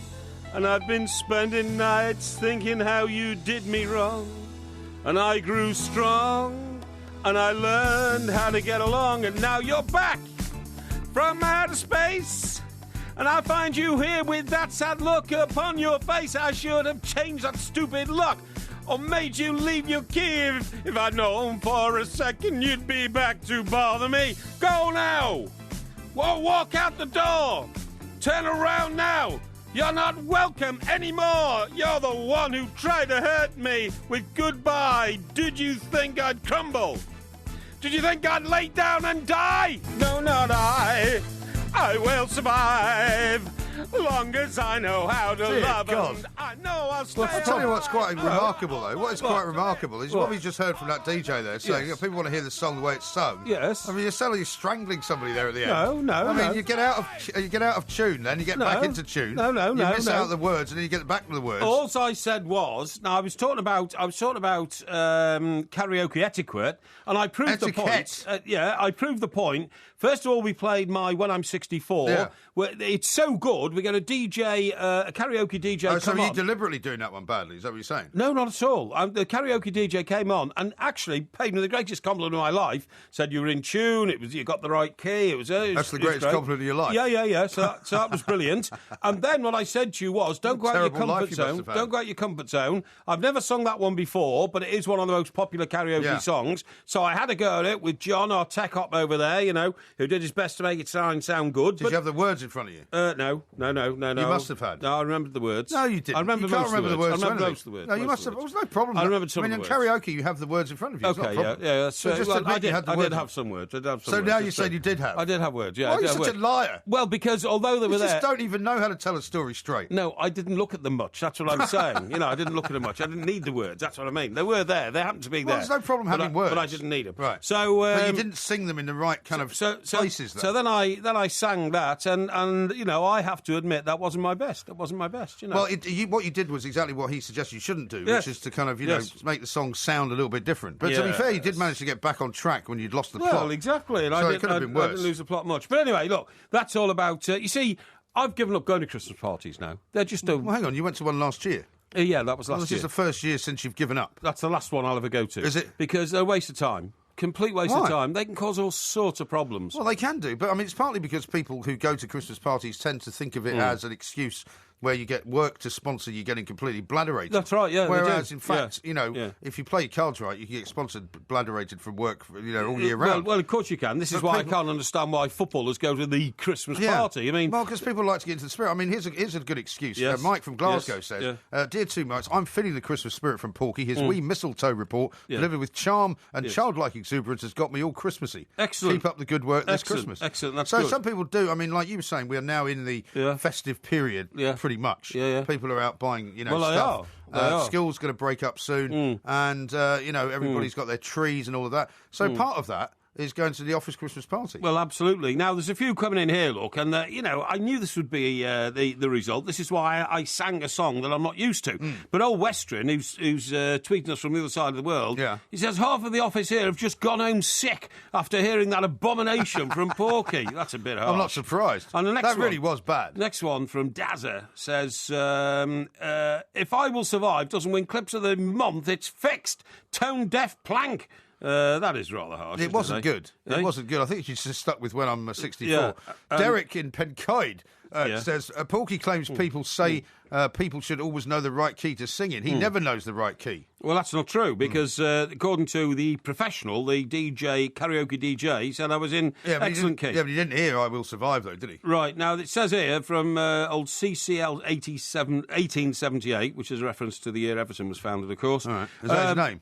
Well, I don't know. It doesn't say. Now, it says, expert communicator, can old Porky do the next 5 shows or the karaoke via sign language only, please? That's the only communication I want to hear from him. Yeah, very good point. That's very hard. Very good point. Now, Tom says, I think it is now blatantly obvious that Porky doesn't understand the difference between 2-dimensional and 3-dimensional. And Becky says, Porky's theory of plankery, how 3-dimensional objects can actually be 2-dimensional. And then here's a good one about Star Wars from Terrace, who says, Fox let George Lucas keep all the merchandise rights for Star Wars because they thought it would be a huge flop. Really? Imagine that. Blimey, it wasn't, that's a long. That's $10 billion worth. Yeah, that's up there with turning down the Beatles, isn't it? It certainly is, yeah. Right, another one here. It says, this is from Lil. It says, is there anything Porky can't do? 2 best-selling books, a great singing voice, and filled with knowledge on a permanent basis. Well, Lil, thank you very much indeed. And there's a strange one here. It says, and it invokes the name of our producer, David Levine. Oh, yeah. And it says, David has a lot to answer for and not keeping Porky in order during TalkSport Christmas parties. Well, that's not his job, is it? Well, I wouldn't have thought so, and No. I don't remember even. I don't even remember seeing David at the Christmas party. What, last year's? Well, I'm sure he was sloping around somewhere. Apparently he's in the video. Oh, next year. Right, okay, yeah. I'm not surprised you don't remember anything about well, it, to be honest. Well, you know, these things- Steve says, God, Porky's singing sounds like a cat being dragged through an alley by its tail. No, I don't think it does. I think don't they understand that was meant to be an example of what not to do. Well, we didn't realise that. Oh, it is. That is. Another one here from Hobbits. Julian says his neighbours have called the police. Call the police. Yeah, okay, that's good. Another one here from Hobbits. It says Porky's theory of plankery, how three-dimensional objects. I've just read that one can out. be oh, did you? I'm sorry. Yeah, two-dimensional. Yeah, right. And this one here, Porky defies the laws of physics. Einstein's theory has been put to bed now.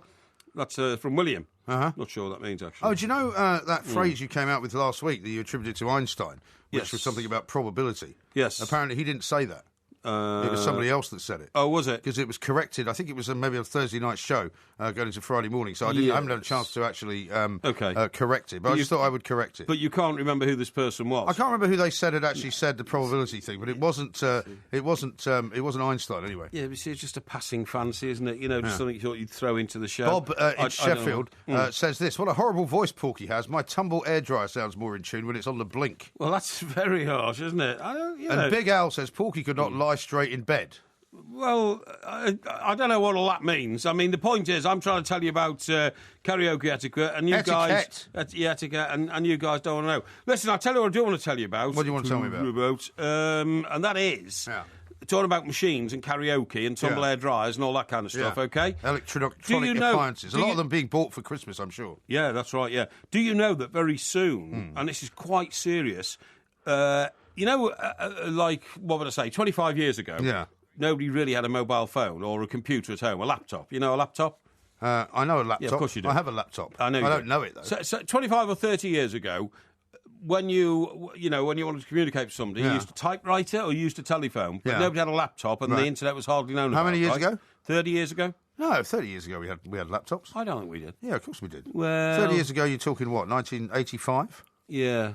I suppose so, but most homes didn't have one, if you see what I mean. They weren't as widespread. Exactly. Now, in the next 5 years, I'm going to show you a picture of something. I bought my first sort of PC, I suppose, around about 87, I think. That's exactly what I'm saying. 86, yeah, and maybe 85. Actually. That would have been an Apple Mac or something like that. No, I bought. No, I can't remember what it was. It wasn't an Apple, but it was a very. I was living in America. Yeah, and I bought my first one there. That's right. And it was a big white square box. Yeah, it was a big white screen, and that's then right, the sort of the drive was underneath. That's and, right. You know, I mean, it didn't look that different from what they did for years and years and years. Exactly. But it was incredibly slow. Oh, incredibly slow, yeah. Now, what I was going to say to you was, have a look at that picture there, right? Every home will have one of these within 5 years. It is, in fact, a robot. A robot? It's a robot. It's a domestic robot. Okay. And it'll do all sorts of things. It will, it will... it's on wheels, isn't it? It's on wheels. It moves around. I often wonder about that because, when you see various things like Star Wars and obviously fictitious, futuristic movies, you think to yourself, well... Surely robots won't be on wheels because actually that hinders the way they get around. No, they will be, and they'll do all sorts of things. For instance, you can program the robot to go and put the dinner on. Right. And what you do is well, not in your case. Now, at the moment, they're being tested at old people's homes, right? Yeah, and listen to this. This is from the science editor called Tom Whipple in one of my journals. Okay? Have they been warned that somebody might turn up with a baseball bat? No. They behave badly. No. I would if I found anybody hurting anybody. But it says, with unblinking eyes and cold metallic purpose, the robot's lasers scope out Jean Clark. Targeting her, it glides silently in her direction, thermal cameras continually searching her face for signs of weakness. Then its quarry located, it stops for further orders or perhaps for Mrs. Clark to finish her tea. Right. This robot can tell whether this old lady, because this is where they're being piloted at the moment in old people's homes, is suffering any pain in her face, whether she looks as though she's ill. Just from looking at her? Just from looking at her. Right. So it's not voice-activated? It's not voice-activated. It's got sensor beams, which are linked to little cameras that go out, and if it shows pain or anguish in her face, it can raise an alarm. That's kind of difficult, and call a doctor. Isn't that tricky? No. I mean, aren't we now entering into this kind of Frankenstein world where, for example, maybe this robot isn't completely properly, put together, or something goes wrong with its sensors. Well, you've got to test everything, No, but it detects that there's something wrong, and the subject is unhappy. Well, you've got to test these things. Anyway, it says here. Well, what does it do? Well, I'm about to show you. The robot is the start of the longest ever trial of a technology some believe will revolutionise our homes. For the next year, homes near the University of Lincoln will have several extra staff members with no need to sleep. These robots will be able to monitor residents in old people's homes around the clock. Right. Their cameras checking body temperature and eventually even pulse. But they don't need a robot to do that, do they? Well, they could just have cameras in the room, couldn't they? No, this is the point, because the robot has to move in and maybe perform other duties. Right. Because I do know... Doesn't that give you a few kind of civil liberties issues, though? Well, I don't know, because, for instance, I know my mum, who lives down in Bournemouth, has got a friend, and my mum is of a certain age, right, but she's got a friend who has carers 24 hours a day. Right. So a person comes in and sits with her for 12 hours, from 6 in the morning till 6 in the evening. Well, I bet she has to pay quite a lot of money for that. It's paid for by the local authority. This is the whole point. Well, I see a lot of local authorities are cutting back on that. Well, OK, but on this one is. Yeah. So this woman sits with my mum's friend from 6 in the morning till 6 in the evening. Then another carer comes and sits from 6 in the evening till 6 the following morning, purely to be in the home. I'm amazed that they pay for that. Well, they do, and I'm amazed as well, because it must be highly expensive, you know what I mean? But anyway, it says here, these robots will be able to monitor residents around the clock, cameras checking body temperatures and all that kind of stuff, right? The final version of the robot that's to be used will be able to spot changes in behaviour that could indicate illness. Yeah. Ever vigilant, they'll remind you where you left your keys. Right. They'll let you use voice commands to ask them to do things for you. For instance, activating the kettle. Yeah. And voice commands to Skype your relatives can be done from the mobile robot as it's moving around. So you can get one of these instead of Mrs. Mop, then. Maybe, do everything for you. They're also the first stage in a process that some have predicted could replace the human workers. Around the world, researchers working on robotic care home assistants in the belief that looking after the elderly could become a proving ground. Yeah, but you see, my worry about that is who looks after the robots and who maintains the robots and who makes sure that they don't go a bit too Why are you being so lally. negative? Surely it's positive to have no, it's not. have an automatic care assistant. No, I don't think so. Why? Well, because somebody has to monitor that, presumably, because the robot... That's monitored monitored automatically because the at robot... a central centre, isn't it? Yeah, that means there's somebody watching you all the time. Yes. I don't think that's good. I don't no, think people it is want good. that. If you're an old person, you're going to fall over or something. Of course you need watching all the time. No, not at all. Well, I'd be happier if my mum had somebody there. Well, why don't you just put a camera up then? Well, because then you've got to watch it all the time. When you're sleeping, when human beings are sleeping, these robots never sleep. Yeah, but somebody's having to watch what they are finding out, though, surely. Yeah, OK, they are, but one person can watch 25 robots in 25 different houses I don't like the sound of it. with 25 old people instead of 25 people having to sit in at that person's home all night. No, I don't think it's a brilliant development. I don't think it is. And by the way, we're only talking You don't see anything going wrong here, do you? Nothing at all. We're only talking about old people. What if the robot goes mad and starts trying to throttle the old woman? It won't. And eventually it'll be looking after children instead of human beings, childcare, all that kind of thing. It's a brilliant, brilliant innovation. All right, well, because as ever, you believe everything you read. I, however, am slightly more sceptical. We're going to come back, though, very shortly with the man that we were trying to find before up in space. Clayton Anderson, former astronaut, is going to tell us all about this latest space mission. This is Talk Sport. Critics are raving. The Big Short is brilliant. Yes! Christian Bale, Steve Carell, Ryan Gosling, Brad Pitt. Okay, here we go. The Big Short in cinemas January 22, rated 15. Because road conditions change in a second, BMW's intelligent four-wheel drive switches power from rear to front wheels in just 1/10 of a second. From rear to front. From front to rear. From rear to front. Delivering grip that's almost magnetic. X-Drive. Available on models across the range, including Sports Hatch, Saloon, Coupe and Touring. To find out more, visit your local BMW centre. I check the fixtures online. I order my pizza online. And when I want to check my sexual health, I can do that online too. The Confidant Home Test accurately checks for 10 main infections at the same time, from a single sample. It's fast, discreet, and it's 100% confidential. Order your Confidant Home STI test kit online at confidanttest.com. Results are not intended to replace medical advice and should be used as a convenient way of getting tested before consulting a GP. Age 16 plus. UK customers only. Terms and fees apply. Get a great gift result, guaranteed, when we play the sweet smell of success on TalkSport with The Perfume Shop. Listen to the Weekend Sports Breakfast this Saturday morning from 7. Answer questions about legendary last-minute sporting miracles, and you could pull off the ultimate extra-time gift winner, an overnight break for 2 at a luxury spa. Don't get sent off for a stocking filler foul this Christmas. Play the sweet smell of success on TalkSport with The Perfume Shop. Where will it take you? Christmas isn't just about football. There's some cricket on as well. Christmas 2015 on Talk Sport.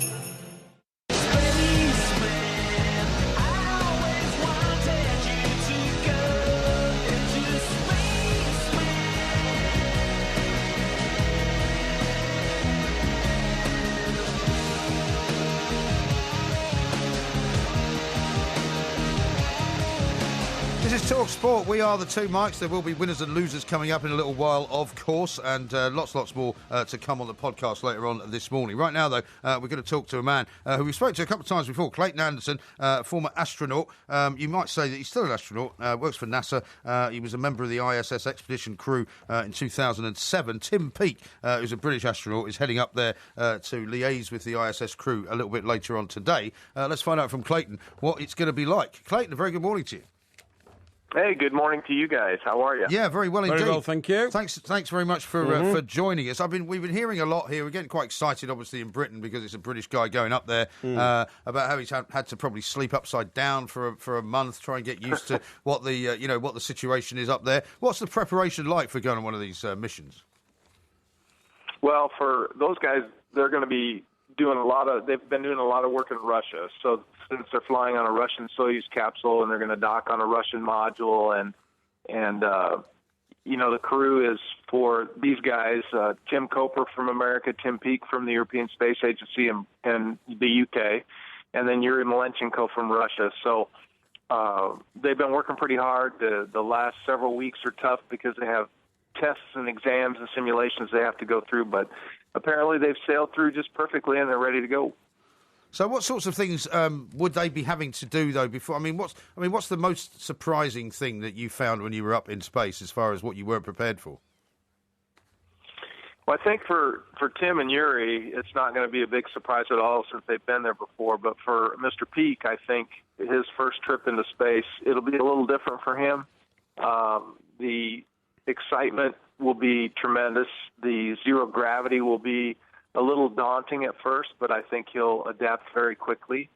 I think he'll just be beside himself, experiencing a launch in a Soyuz and the rendezvous and the docking and the coming into the space station for the first time. Kind of like a kid in a candy store. Every time he turns around, he's going to be doing something really cool.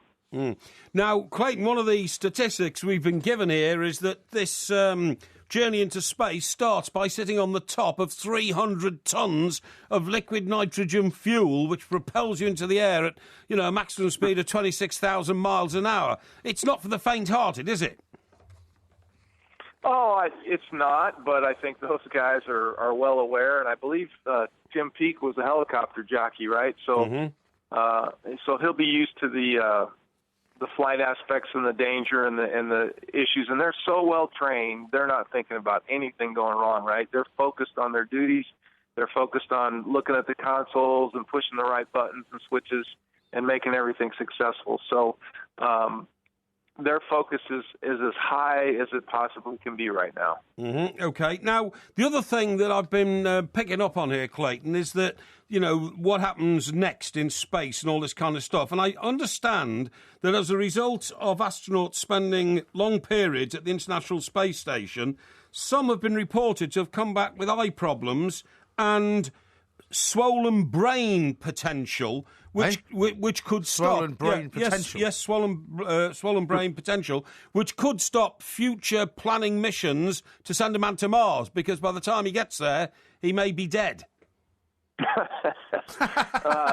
That's a bit dramatic, I think. But, yeah, well, you have to remember, Clayton, the man that I'm sitting next to, you would not want on any kind of mission into space because he is one of those pessimists who's always painting the worst-case scenario. Oh, he probably has that swollen brain syndrome then. well, no, I don't actually. But, I mean, what I'm saying is, Clayton, I mean, I'm not sure how we can argue against this. As we've never sent a man to Mars yet, we've got to be very careful, haven't we, about how we ask our astronauts to keep pushing the boundaries. Well, the eye thing is getting attention. It doesn't happen to everyone, but there are studies going on that are helping us try to figure out why people have that issue. And I did not have it at all. So there's a recent study that came out that kind of is beginning to focus on what might be the issue in terms of the fluid pressure that goes to your optic nerve that may cause your sight to degrade a little bit. And that is a concern, but it's something that we have studies going on, and we'll figure out what it is, and we'll try to mitigate that the best we can. With regard to the other, everybody gets fluid going to their head in the first few days of space because your brain and your heart and your body have to figure out how to deal with zero gravity. Sure. But I don't know, and I have not heard of anything in that realm that is a huge concern. Right now, the biggest concern I've heard is the eye problem that may affect astronauts. So, yeah, sure. And is that sort of irreversible, that kind of eye problem then?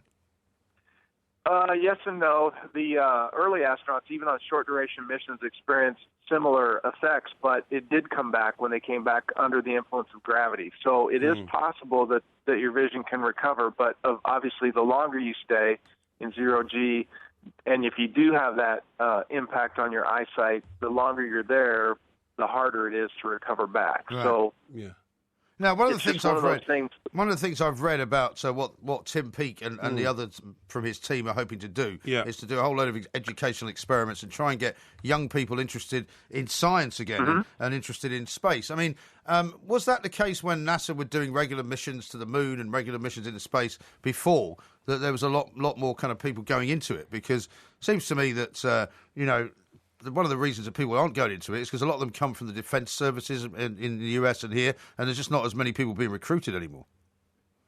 Well, I think that may have been true early on, but now with the advent of social media and that sort of thing, it's very important that, and for sure we're doing this in America, we're trying to get kids that are interested in science, technology, engineering, and math. And one of the ways to do that is via social media and people like Tim Peake. I mean, if you just watch Twitter for the last couple of days, I mean, it seems like the entire country of the United Kingdom, are paying attention to what he's doing, and that's a big deal. That's a good thing, because as the first UK astronaut, you would certainly hope there'll be more to follow. No, I agree with that, Clayton, to a certain extent. But as America decided it was no longer worthwhile sending men to the moon, because when they got there they found there was actually nothing on the moon, so it was a bit of a pointless exercise. Why are we still planning to, spend hundreds of billions of dollars going to Mars, where there is nothing? I mean, we could be spending all this money on finding a cure for cancer, couldn't we? Which could save a great deal of people on Earth at the moment, rather than pushing out into space where we've actually not found anything useful so far. Well, I think what you have to remember is it's not necessarily the destination, it's the journey along the way. And in the Apollo program, when we did go to the moon, what was important, or at least as important to me, are the number of spin-offs that benefit all humankind on the planet that were learned and devised and achieved simply by the technology development that it took to go to the moon. The fact that you can use a portable drill with a battery, the fact that people can spray anti-fog in their goggles, the possibility that kids can have invisible braces, and diamond-coated joints in their hip replacements. All those things came from space development. Now, it didn't come from going and being on the moon. It came from the journey of figuring out how can we get to the moon. That's how you develop new technologies. That's how you turn urine into water, which imagine the effect that could have in a third world country on the Earth today. Indeed. And that's, I mean, talking of that, I mean, there's certain sort of rituals, are there not, that everyone who goes up into the space station gets involved in, either before they go and also... What, you mean taking a golf ball? After they get there. Well, no, I don't know. Clayton, what are some of the rituals that you do? Well, I think with the Russian, when you fly in a Russian vehicle, the rituals are even more pronounced than they might have been on an American launch. You know, these guys sign their door in the quarters where they stay. They stop in the van and they all get out and they pee on the same tire that Yuri Gagarin peed on. They get doused with water from a Russian Orthodox priest prior to going to the launch pad. I mean, there are many, many traditions, and a lot of those are born from Russian traditions these days rather than American traditions. That's very interesting. So will you be watching all of this as it happens, Clayton, or will you be involved in any of it at all? I won't be involved. My wife is involved, actually. She's headed to the Space Center here in several hours to support the families of the crew, Tim and Yuri's families, whoever are there, their guests.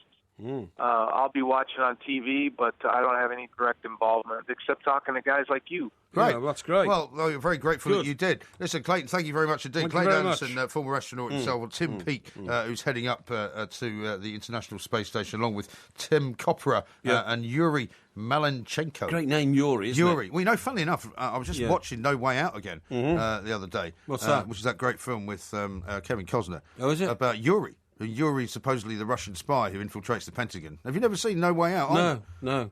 You've not seen any great films, No, have you? I think I have. I should sit you down one weekend and just say, look, here's 20 films. Watch all of these films now. I don't know how you can go through life having not seen so many films. I'm a bit reluctant to watch Kevin Costner films. I think he's a bit of a wimp.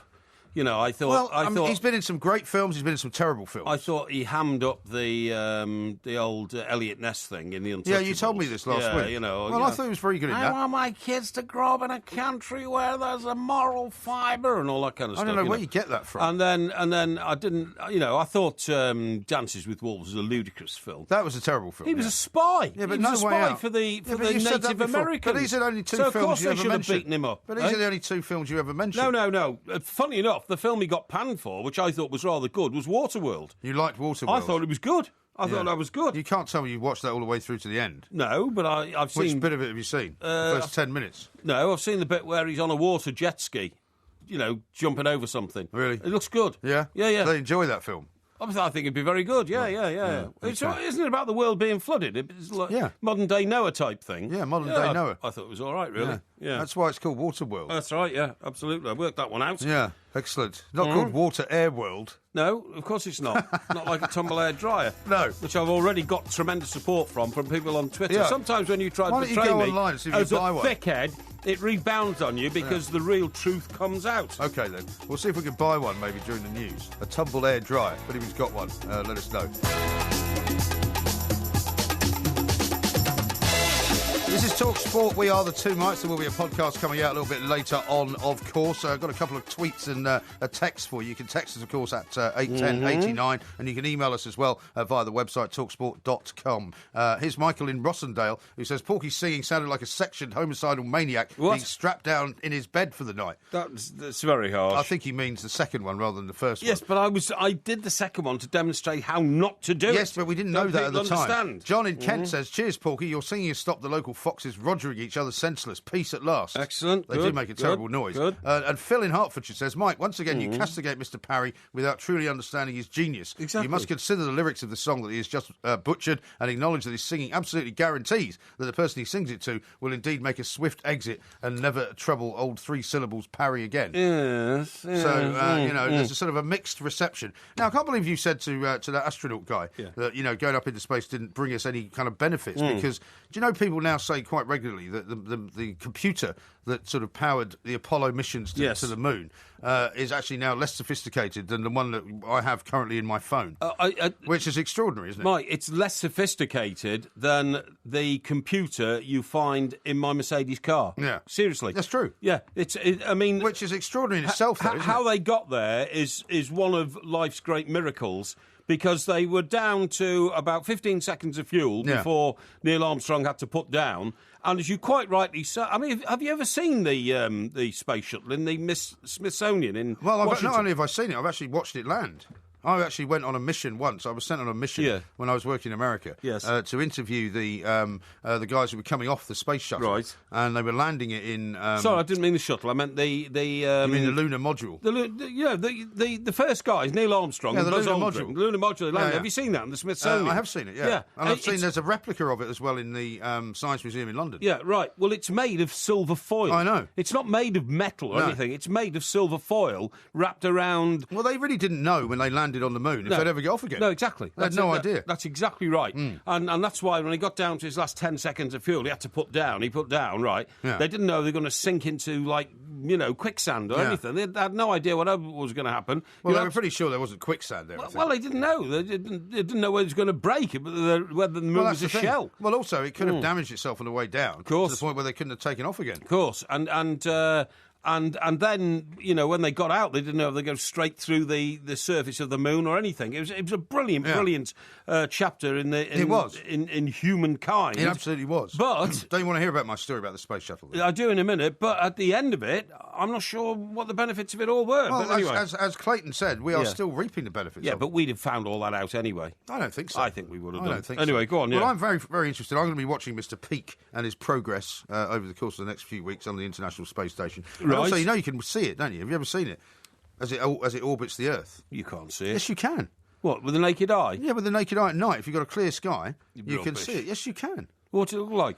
It looks like a big white light in the sky. Well, that's what I mean. It's a white light. It could be a star. It could be anything. No, stars don't move. How can you tell? Because you can tell it's either a satellite or the space station has a specific look, and you can tell by the way it's moving, right? If you're looking at... you can... Well, you go on your roof terrace one night when there's a clear sky. It's probably not so easy in London. Yes. But when you're outside of London, when you're in Portsmouth maybe, you can, if there's a clear sky, you can always tell a satellite when it's moving because it moves in a very circular way around the globe, right? Well, how often it's not a shooting star, because shooting stars shoot downwards, and stars don't move. Well, how often is the space station above Britain? Well, it orbits the Earth, so there's always an opportunity to see it.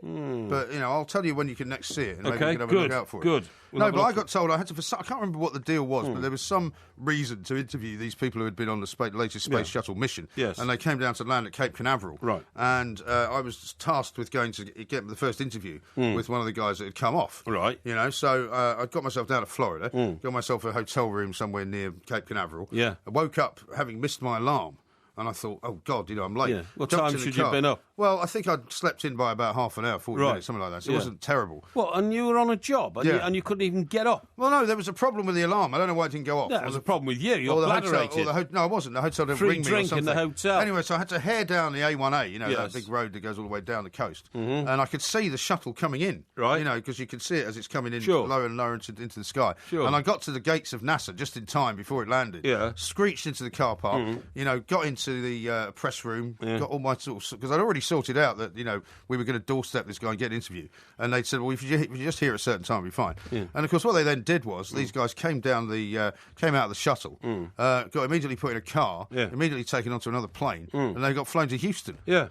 So they weren't there. No, that's what they do, because then they have to be desanitised or whatever it is. Debriefed. No. They have to spray all the bodies. Yeah. Make sure they don't bring any, bring any sort of poison stuff back to Earth. Alien spores. Yeah, that's right. Yeah, alien spores. Yeah. So I had to call the office and I'd say, look, they're not here. They've flown them to Houston. They were like, I'll go to Houston then. Well, hang on. Didn't you know the procedures? Didn't you know didn't that tell they'd me be that. flown straight to Houston? No, because nobody knew that. Because they're quite secretive about stuff sometimes. So you then went off to Houston. So I then had to fly to Houston. I did the interview there. I got them in the end. You did? But it took a bit longer than I thought. But it was in the days when that was a great job, because I'd already left Manhattan. Sure. The day before, flown down to Florida, had a nice time swimming around the swimming pool.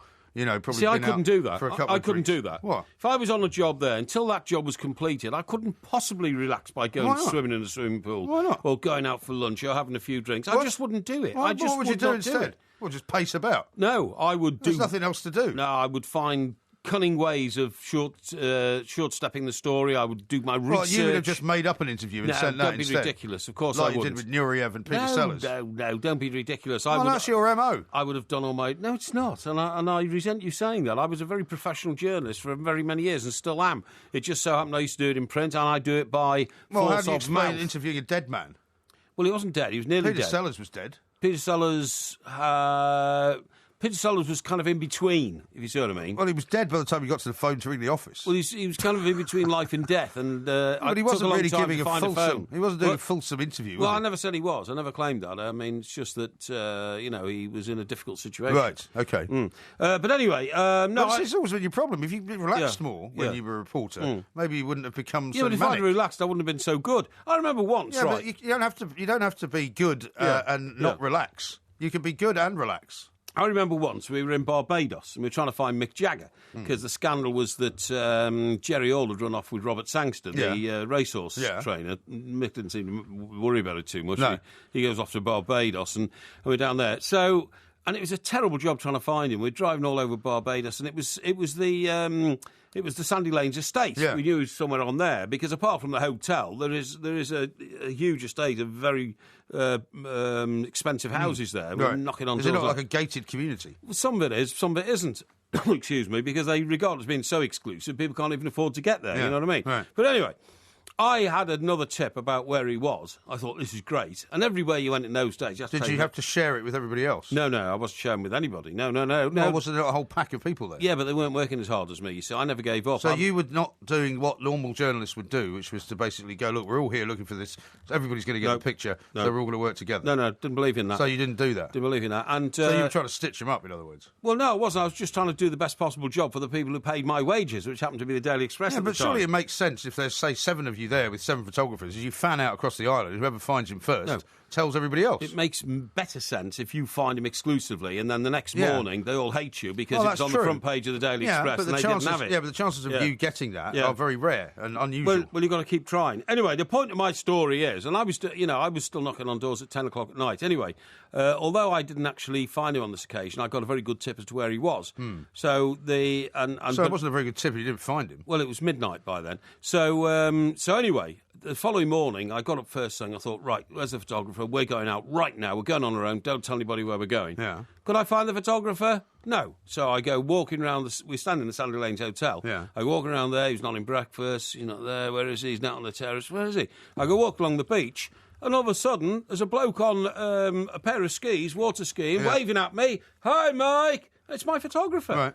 And I went mad. I dived into the sea to try and get him, and pull him off his water skis. Right. I said, "You idiot! Don't you realise? What's the problem?" And I said, "The problem is, I was out knocking on doors till midnight last night. I know where Jagger is. Yeah. Get your clothes on. We're going on. Don't tell anybody and all that kind of stuff, Right. But how he could possibly relax whilst we were looking for one of the world's most famous pop stars by going around water skiing. That's a very different scenario. At 9 o'clock in the morning. It's disgraceful. You may be right about that, but that's a very different scenario to the one that I was describing. I mean, these people were in space the night before, so there wasn't much point in me, trying to talk to them there. Well, I knew they were arriving the following morning, so I went for a swim. There's nothing wrong with that. This is why you're so despised in the business. I'm not despised. That's the problem. That's a ridiculous thing to say. I'm admired and feared. Not at all. Neither of those things. This is Talk Sport. We are the Two Mikes. Loads more coming up. The Barclays Premier League on Talk Sport. 100% football all weekend, every weekend. Oh my word, he's put it beyond the goalkeeper. Saturday afternoon from 5, Newcastle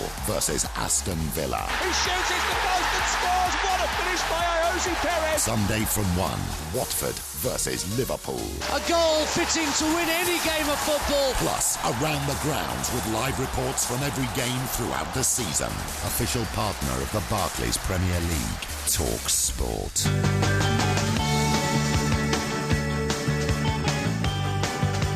We've teamed up with Barclays to inspire the next generation of young fans. Each week we're offering young fans the unforgettable experience of attending their first ever match. This week we're giving away a pair of tickets to Saints versus Spurs at St Mary's Stadium. So if you know a young Southampton fan that you'd like to take along to their first game, answer this question. Yes, that's right. The question is, which centre-back moved from Southampton to Spurs for just over £8 million in 2001? Was it A, Chris Perry, or was it B, Dean Richards? Text the word FIRST, F-I-R-S-T, followed by A for Chris Perry or B for Dean Richards to 81089. Tickets are in the home end. The competition closes at 5 p.m. on Wednesday. As with all TalkSport competitions, text costs 50p and standard network charges apply. Head to talksport.com for full terms and conditions, and we'll also get you on air this Saturday to tell us all about your experience. That's right, so get texting now to play first games on TalkSport with Barclays, championing the true spirit of the game.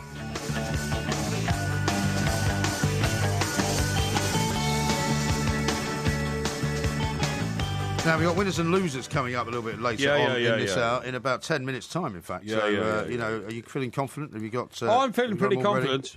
Oh, yes. I always feel confident. Okay, you know, right. I've got tremendous belief in myself. And we'll stick with the same system as last time, I guess, where I'll put my name first, if you like. Yes. Or I can put your name first on the Twitter poll. I think you should put my name first, because your name came first last week. Yeah. Okay, all right. Yeah. And do you want to go first on the losers, or... Do you not care? Yeah, okay, yeah. Okay. Right. Losty says this, good, as a carer with these robots coming in, should I be worried about losing my job? Porky's scaremongering again. No. Danny says, great, millions of carers, all no longer needed, more jobless people, just what we need with an increasing population. But you see, that's a Luddite-type mentality. Right. Now, the Luddites, just to explain to our millions of listeners, they went around smashing up machinery because they said it'll put us out of work. Yeah. Whereas, in fact, of course, it doesn't. This coming from the guy who says there was no point in doing space exploration because we didn't find anything out. Yeah, that's right, yeah. But what I'm saying is, what the Luddites didn't realise is that if you replace men with machines, then you expand the business to such an extent where you actually increase the number of people needed in the industry. You don't decrease it, OK? How about this from Julian? He says, today the space station can be seen around 5:14 p.m. from the south coast and up over London 4 minutes in, viewed to the naked eye. Is that right? Yeah. Oh, interesting. It's very much more difficult to see it in London, I would think, just because of all the light pollution that we have, you know? Yes, could be right. Or William says, you can download the NASA app, come with NASA 24-hour NASA TV, great app to download. So if you follow the NASA app and get yourself on that, you'll be able to see when you can look at the space station. NASA app, OK. Right. Yes, now that's all very good indeed. Now, what I need to talk to you about, is... What's that? I'll tell you what I was going to talk about. The situation regarding... What is it I was told to talk to you about? I've forgotten now. I've got something to tell you about, actually. Yeah, go on. Now, you will say, no doubt, that this is down at the wrong end of the football pyramid. Right. But because you're a man of the people, I thought you might take some interest in this, particularly since it's down, not really Bournemouth way, but in that sort of part of the world. Right. Truro City. Truro being in Cornwall, okay. Right, have got a problem with their ground because for some reason the planning process hasn't worked out for them. Yeah. And they're now going to have to play at Torquay instead, which means that if you want to go to a home game as a Truro fan, Cornwall, guess how far it is to go there and back. Truro and Cornwall to Torquay is about 100 miles, isn't it? It's a 172-mile round trip. Wow, yes. For a home game. Yes, that's 80 miles each way, 85 miles. You'd have to be very, very dedicated to do that, You certainly would for a team like Truro. Because you put out another tweet over the weekend congratulating the Geordies and the travelling fans. Yes. For which you took a bit of stick from people because you were just being magnanimous about the Geordies, saying, what a great day out for the Geordies down in London. No, I said, to Spurs. Well, it is. And it's it a hell was. of a trip. But, of course, you were then castigated, as you often are on Twitter, because people said, well, all travelling fans should be giving big hellos, not just Newcastle fans. When your team has virtually been written off in the first half of the season and you're still travelling to London to watch them play, I think it is... and it was a late game as well, wasn't it? It was, yeah. Yeah, exactly. Yeah. So, and you got it right in terms of the result. I did indeed, on your predictor, incredibly. Yeah. I know I was going to talk to you about, sorry.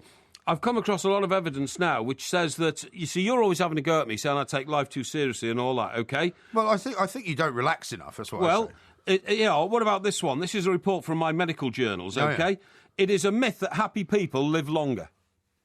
Yeah, you already talked about this last week. No, I didn't, did I? You did. Cheer up, being miserable won't kill you after all. You talked about this last week. Well, funny enough, it's come up again in some more medical journals that I've read. Yeah, no. Well, maybe you just forgot that you read them. No. But I mean, what you don't understand is you think that having this sort of dilettante attitude to life. I mean, for instance, when you overindulge in alcohol. Yeah.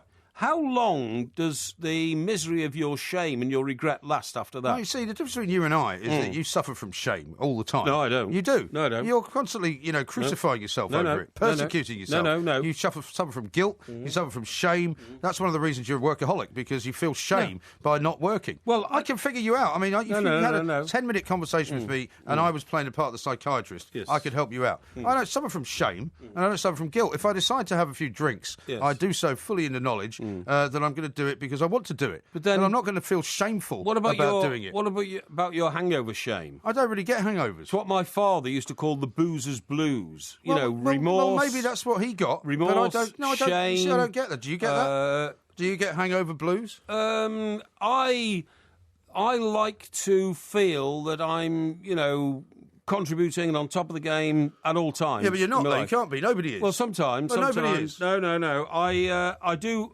have regrets about overindulgence because I think you're losing your self-discipline. Yeah, but you're persecuting yourself. Why am I persecuting myself? Why should you be so hard on yourself? Well, I'm not hard on myself. Why don't you take the opposite view, which is that, I've worked hard this week, I've worked hard today, I've got something to celebrate or actually I'm going to have a few drinks and enjoy myself because I deserve it. What's wrong with that? Well, what's wrong with that is, of course, it's physically damaging to me. It isn't. It is, because only 1/3 of my heart works, mate, and that puts an extra strain on it. Yeah, but that's different. Well, did you feel shame before any of that, then? Well... say before your heart problem. Yes, I think I did. I did. Yeah, so you've always felt shame. Well, I don't think it's a good thing to be bladderated, to be honest. Although we make a joke about it all the time, I think it's a pretty shameful state to be in, isn't it? No, it isn't. When you think about it. Absolutely not. Do you remember the editor? No, it's not at all shameful. That used to run the... It's shameful to get yourself into such a state that you don't know what's going on. Yeah, exactly. And it's shameful to get yourself into such a state that you don't remember what happened. I mean, you tell me of this friend of yours, who sometimes you have to pick him off the floor and carry out of parties and put him in the back of pickup trucks to get him home and all that kind of stuff. No, that was something that happened. That was something that happened once. That was disgraceful behaviour. Something that happened once. We had an editor once at the Daily Express who was such an arch drunkard that sometimes he couldn't remember which day it was, literally. When he was laying out the paper, he'd ask for, where's that feature on so-and-so? Right. Well, no, that comes on a Thursday. What?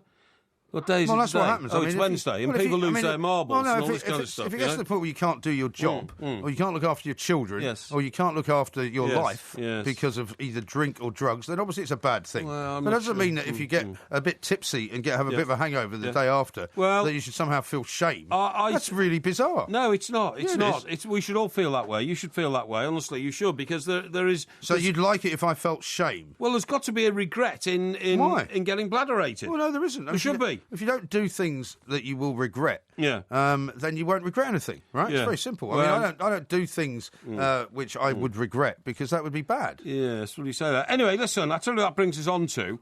I've read in one of my journals The Secret of Happiness, okay? The Secret of Happiness? Secret of Happiness, yeah. But last week you said it didn't matter if you were happy. In fact, being miserable is better for you. Well, that's what I said from the reports I'd read, but then I did some more research, okay? And there is a woman, and she's a lifestyle guru. Oh, yeah. Called Gretchen Rubin. Gretchen's a good name, Gretchen's a good name. I like Great that name, yeah. Gretchen Rubin. Yeah. And she says she has the secret to lifelong happiness. And what is it? Let me see. Well, surely she must have more than one thing. Well, she says... There was a study last week that said for men, getting a new car is very much a source of happiness. And for women, getting a pet is a source of happiness. What she's written, Gretchen Rubin, she's written The Happiness Project, okay? Okay. And it's a year-long endeavour to cast off the shackles of gloom and become a better and happier person. Well, this would be good for you, then. And what you do is... Get rid of the guilt, for a start. What you do is you apply the strictures of scientific thought, economics and positive psychology to your life, okay? Well, I've always said that to you, haven't I? If you're positive about things, then positive things will happen. In this way, you banish despondency and you surge onto the sunlit uplands of a more joyful existence. Yeah. That's what she's concluded. Well, I could have told you that years ago. Yeah. She says... I'm very much... I mean, I know loads of people, and you tend to be one of them, not all the time, but you're a bit of a pessimist. You always see the worst scenario possibly. I'm a realist. I'm a realist. You can't live in cloud cuckoo land. No, I don't live in cloud cuckoo land either, but I think you do. But I'm also an optimist, right? So I always believe that the best of something is going to happen rather than the worst of something. Yes. Because if you believe that bad things are going to happen, they will happen. Yeah. That's what I think. Well, anyway, look, what she does is now she's changed her life around and become a better person. And this is Gretchen Rubin, and so she wrote this book. And she says, I now sing in the mornings. It makes me feel better. I nourish my spirituality. Yeah. Okay? Right. And... but don't you find it weird when people have to force themselves to do that? Hang on. Forcing themselves to be happy. And by having some success in life, by completing this project and writing about it, I now fully admit that money can buy happiness if you spend it wisely, right? Now, her philosophy, believe it or not, is down to lots of physical things, not just mental. Right. For instance, she says we should all stop eating sugar. You should tidy your cutlery drawer. You should cherish the novelty of your own existence. You should stop bossing other people about. Meet deadlines that you self-impose upon yourself and seize every moment. Above all others, you need to seek and recognise inner calm. And you begin each day with one simple act, and that is to start your day on the most positive note and have an orderly mind. Make your bed before you do anything else. Right? Yeah, well, that depends what time you get up, doesn't it? No. Because in my case, I mean, I have to get into bed in the morning rather than get out of it. Yes. So I'd have to make my bed when I get out of bed, wouldn't I? Yeah, well, you make your bed at the start of your day. You start your working day. So that's when you get up, Well, that isn't it? varies, though, doesn't it? Well, sometimes. It varies I suppose for me. it does. Yeah, yeah. I mean, like, I've got to go see my accountant tomorrow. Yeah. Or later today. Now, so my day will start a little bit earlier. Oh, I see, OK. Now, as a result of writing this book, The Happiness Project, and she's an American, all the spin-off groups around the world are starting to open up. For instance, there's one in Esher in Surrey, which is near me in Stockbroker Belt, OK? The Happiness Group in Esher in Surrey, set up in 2011. The group is thriving. They deliver lunch and learn sessions on happiness and have even expanded into the business world. The world can be a happy place. You That's should the go. conclusion. You should go down there and visit them and see, what it's like. No, you do it for the show. No, for the show purposes. Go and do it. No. Go and do a lunchtime session with them. I don't think so. I think that'd be great. I don't think so. You see if you can make them all miserable. It'd be fantastic. I don't think so. And record it as well. Coming up next, it's time for Winners and Losers. If you fancy a flutter on the football, a gamble on the golf, a double on the darts, or a treble on the tennis, you're in luck. Get closer to the action every weekend with Betway's Man in the Know on the Weekend Sports Breakfast with Georgie Bingham and Mickey Quinn. Bringing you all the form on the football, the going at Goodwood, the tries at Twickenham and the overs at the Oval. Every Saturday and Sunday morning from 7 on TalkSport with Betway. Bet your way. Driving experiences at Mercedes-Benz World are the perfect Christmas gift. From under-17s driving to 4x4 and high-performance AMG experiences on our handling circuits, there's something for everyone. Prices start at just £45. Call 0370 400 4000 or visit mercedes-benzworld.co.uk to buy yours today. Mercedes-Benz World at Brooklands, just off Junction 10 on the M25. Get a great gift result, guaranteed, when we play the sweet smell of success on TalkSport with The Perfume Shop.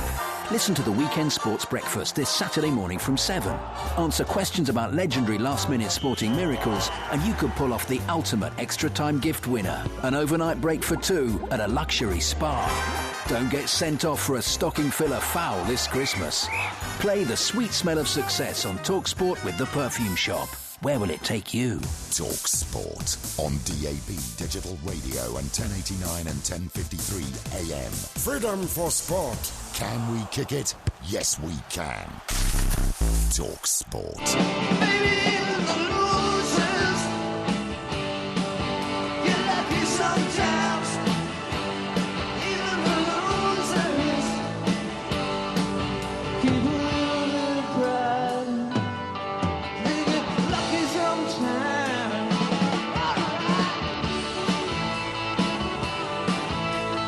This is Talk Sport, and it is, of course, time for our weekly endeavour, the winners and losers. Porky had a surprise victory last week to change the score from 13-3. I don't think it was a surprise. Well, it was out of the ordinary. It just shows the tide turning. Yeah, well, you hadn't won one for about 8 goes, so I would call it a surprise in usual parlance. So let's see if you can make the comeback a double and get it from 13-3 to 13-4. Indeed. Now, you said you wanted to go first. No, it is 13-4 already.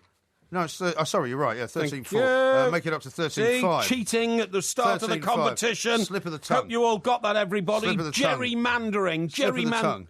I made a Gerrymandering. mistake. As I said, I'm quite happy to admit when I make mistakes. Gerrymandering. Would you like to go first, or do you want to just keep shouting? Yes, I'll go first. All right, let's hear what your 3 losers are then. 3 losers, OK. Yeah. You're going to be absolutely shocked. You all are, OK? Well, I will be if they're any good. Right, OK. And I say this with such a heavy heart, but I've got to be fatally realistic. Yeah. One of my losers of the week, I'm afraid, is Everton Football Club. Really? Where in our first half against Norwich, we should have scored 4 or 5 goals. Yeah. So I'm being brutally honest here, and it pains me to say it, but quite frankly, Wasting all those chances has cost us 2 points. Yeah. We also lost 2 points against Bournemouth because we threw away the game there after getting 95th minute. I was going to make Everton. I was going to make Lukaku my loser of the week well, he's because not. he missed 2 open goals. Well, no, he missed 2 open goals. But he minimum. scored in 7 successive matches. You can't make that boy a loser. But I'm going to have to now revamp mine because I think you've been very honest to put your own team down. I'm going to have to because, quite frankly, and in between time, we drew at home 1-1 with Crystal Palace. Well, those 6 points that have gone astray would have put you into the top 4. Fifth spot. It would have put us in the 5th spot, I think, against. Given goal difference, you might have been 4th. But anyway, that's my first loser. Now, my second loser, to balance this up, is Liverpool. Okay. Because I thought that what Jurgen Klopp did, taking his players to the Cop End at Anfield, but couldn't you see that the 2 players either side of him had to raise their arms because he had hold of them? Yeah. But as the list of players dribbled out towards the end, the young lad on the end, whose name I must can't remember, I mean, he just simply didn't raise his hands even higher than his rib cage. It was embarrassing. And it took him a while to get them all organised as well, didn't it? Yeah, but quite frankly, if you're going around celebrating, wow, because you've got a last-minute equaliser against West Brom, that is a losing situation. That's not a winning situation, losing. Yeah. So they're my 2 losers. That's being a bit hard on West Brom, isn't it? No, it's not being hard on West Brom. West Brom were the winners there. Yeah. If there was a winning category, I'd put West Brom in it. But the losers were Liverpool for a ridiculous overreaction. But what you're saying is that you're kind of mocking West Brom by saying, drawing with West Brom is no big deal. No, when actually it is. Hang on. Sorry, it was at Anfield. Drawing at home, celebrating any draw at home is a losing position. Well, the fact that West Brom were the opposition is irrelevant. And my third loser of the week, and this is another football instance, and it's not their fault, but nevertheless they've turned out to be losers, is the Republic of Ireland. Oh, yeah. Because I'm afraid that the group they've been drawn in for the championship, for the Euros next year, is so impossible to get out of that I'm afraid they're already doomed. Well, that group is Belgium, rated number 1 in the world, with Italy, rated number 5 in the world. Republic of Ireland, and then Sweden, who, of course, have got Ibrahimovic, who's one of Europe's best players. So, through no fault of their own, and I'm not criticising the Republic of Ireland, they did brilliant well to get there, fate has designated them a loser. Yeah, well, you may well be right, but they've come through those kind of situations before. You might not have thought they'd have got out of the qualifying group either, but they did. Those are Mr. Parry's 3 losers. My 3 losers are as follows. My first loser is a guy called Andrew Urry. Who is a Australian, U-R-R-Y. He's an Australian. Lives in Brisbane on the Gold Coast, and he's a big fan of Southend. Right? And he flew all the way to the UK in order to go and watch his beloved Southend play at Bradford. Yeah. He kind of coincided with a little mini holiday in Europe. Yes. Came all the way over to the UK, got off in London, got on a coach to Bradford. Yes. And do you know what happened to him when he got within sighting distance of the stadium? Was the game called off? They announced the game was called off. Unbelievable. Due to a waterlogged pitch. But he didn't actually find out until literally he was walking off the coach to have a couple of pictures taken. My God. So he had to get straight back on the coach, straight back to London, straight back to Europe, and then straight back to Brisbane. My God. 10,000-mile round trip, only to see nothing at all. I mean, the guy is, what a wasted... I mean, you'd have to say, not through any fault of his own, but what a massive loser. Wasted journey. Yeah. A bit harsh to make him a loser, though. Well, the boy's very keen. Well, he's very keen, but I don't think he'll be doing that again. Now, my second loser of the weekend is Arsenal. Now, you might say, hang on a second, they beat Aston Villa by 2-0. I was going to say, you might say to the top of the Premier League. To the top of the Premier League, albeit only for, a day or so, because Leicester are now back there, of course. But the reason they're losers, rather similar to your one about the Republic of Ireland, is that the Champions League draw has pitted them against Barcelona. Yes, fate has... And one of the reasons... Yeah, but it's not just fate, because if you think about this, it's because they didn't win their group. Yes. It's because they had a sloppy start to the Champions League season, and they allowed themselves to be,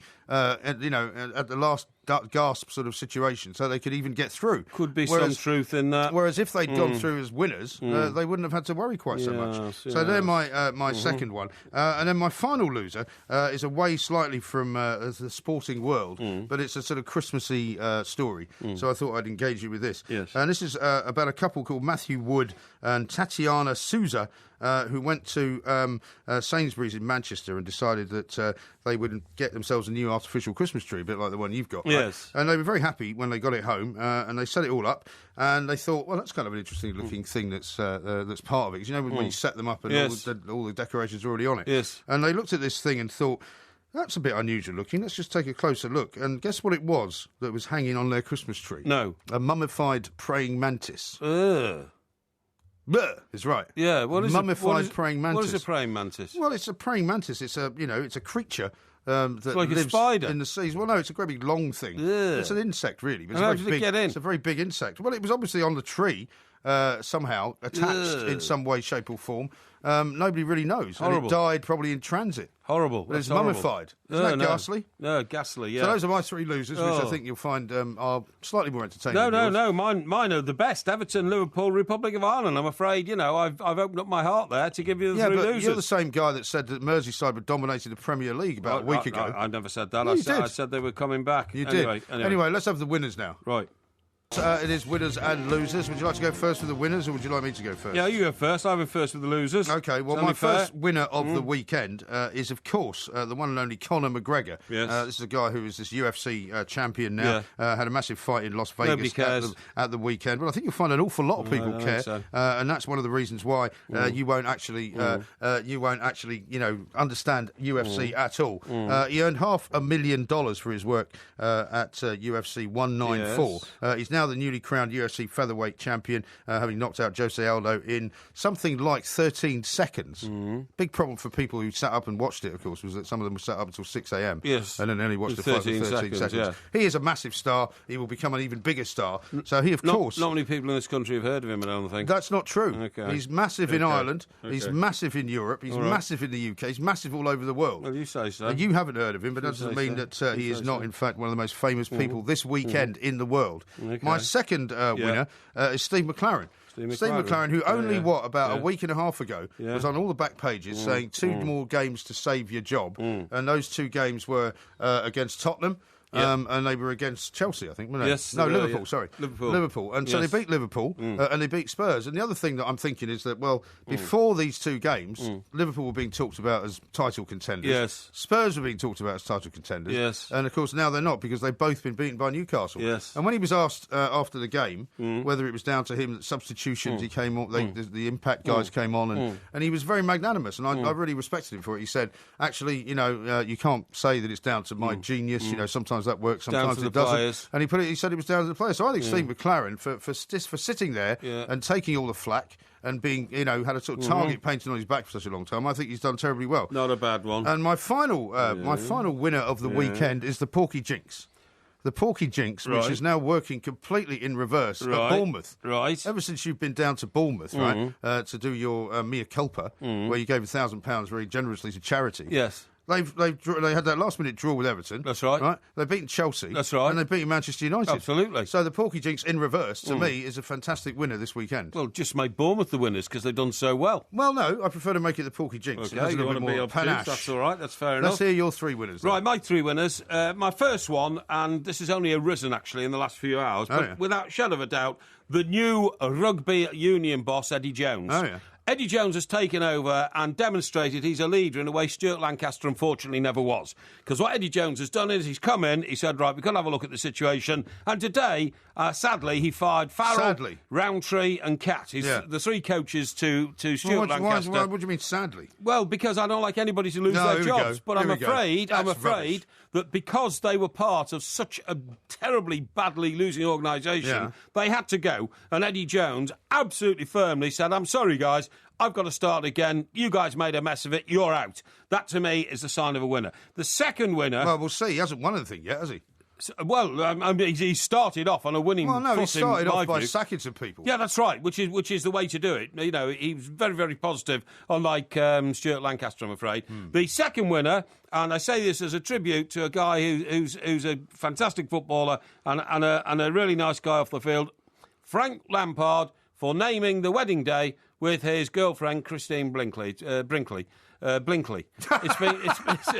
you mean Christine Bleakley? Bleakley. He's not married Christy Brinkley. No. At least I hope he's not. And it's been going on, this sort of relationship's going on for so long. People giving him stick. Oh, when you get married and all that. Finally named the date. It's going to happen before Christmas. Is it? So, yeah, the very best of luck to the he hasn't got much time, has he? No, but they've made arrangements. It's going to be a small wedding, so... Very good luck to Frank Lampard and Christine. I think that's going to be fantastic for you. Is this his second wedding? Or was it first? I'm not sure if he's married to the mother of his first 2 children, was he? I'm not sure. I'm not sure either. I'm not sure. I think he probably was. Her name was Christine Reeves, wasn't it? Christine Reeves. Well, it was a sort of Spanishy sounding name, wasn't it? No. Are you sure it was Christine Reever? No, because she was... He only marries people called Christine, is that what you're saying? No, she was the lady involved, I'm sorry, in the Pistorius situation. Yeah. Reva. No, that was Reva Steenkamp. That's right, yeah. But anyway, she was a Spanish model and very attractive girl, mother of his 2 children. And the third winner of the week, and this is a great, great one, the British motorist, because the Department of Transport have suspended 400 road miles worth of roadworks over the Christmas period, starting on the 22nd of December. Really? And lasting until the New Year. Well, that's no problem, because that's when nobody drives. No, they do. That's when nobody drives. What, you try to get around on Christmas Eve to get to your relatives, and you come up against massive roadworks. But loads of people are off work, though, is my point. No, I'm telling you... Well, they've just closed another road on my way into work. Well, that's bad news, man. But, I mean, it's a fantastic bonus. No, the amount of people who tell me their Christmases are ruined every year by getting stuck in road traffic jams that go on for hours and hours and hours on Christmas Eve, on Boxing Day trying to get back, that is a big winner. So I think they're fantastic. So those are your 3 winners. Eddie Jones, Christine, Frank Lampard, whose name you the can't British remember. motorist. Yeah, okay. Of course I can remember her name. Christine Bleakley, she's the one now. who was the presenter. Well, those are our winners and losers, ladies and gentlemen. All you've got to do is go to the 2 Mikes Twitter account, and the voting is already underway. Yes. Just vote for Mike Parry or for myself, and we'll give you the results. Vote Porky, vote often. After midnight tonight, of course. This is TalkSport. That's the spirit, Hugh. Yes, you might have picked up on 1 or 2 of your wife's 23 present hints a little sooner. And yes, popping in to see your mates earlier was probably unwise. But look at you now, trawling the shuttered shops and deserted high streets, unrelenting, unbroken, and just a touch panicky. Keep the faith, Hugh. You'll get something. And when he does, he knows McDonald's are there, with over 600 restaurants open 24 hours. If you're awake, we're awake. This season, celebrate the stylish and turn heads without trying. Test drive the striking new Mini Clubman with its beautiful details, generous luggage space, and seating for 5 at an equally stunning price. Make this year extra special. Book now at your nearest Mini Centre or mini.co.uk/Clubman and demand attention without the antlers. Test drive is subject to status and availability.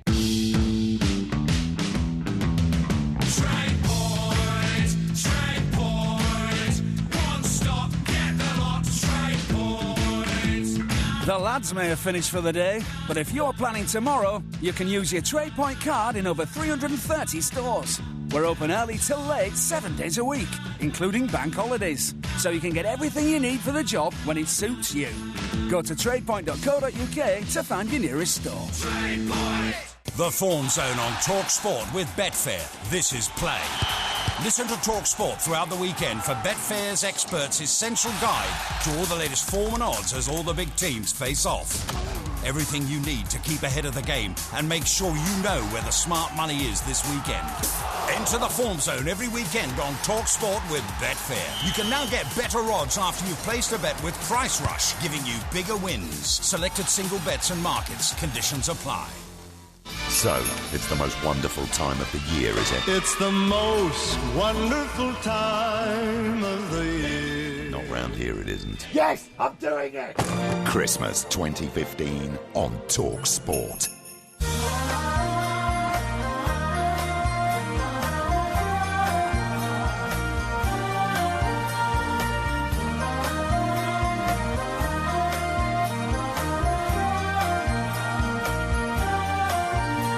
Forever and ever and ever and ever you'll be the one who comes to me in the morning sun. This is one of your earlier karaoke efforts. I think it was on the occasion of Demis Roussos' demise. It was. Demis' demise.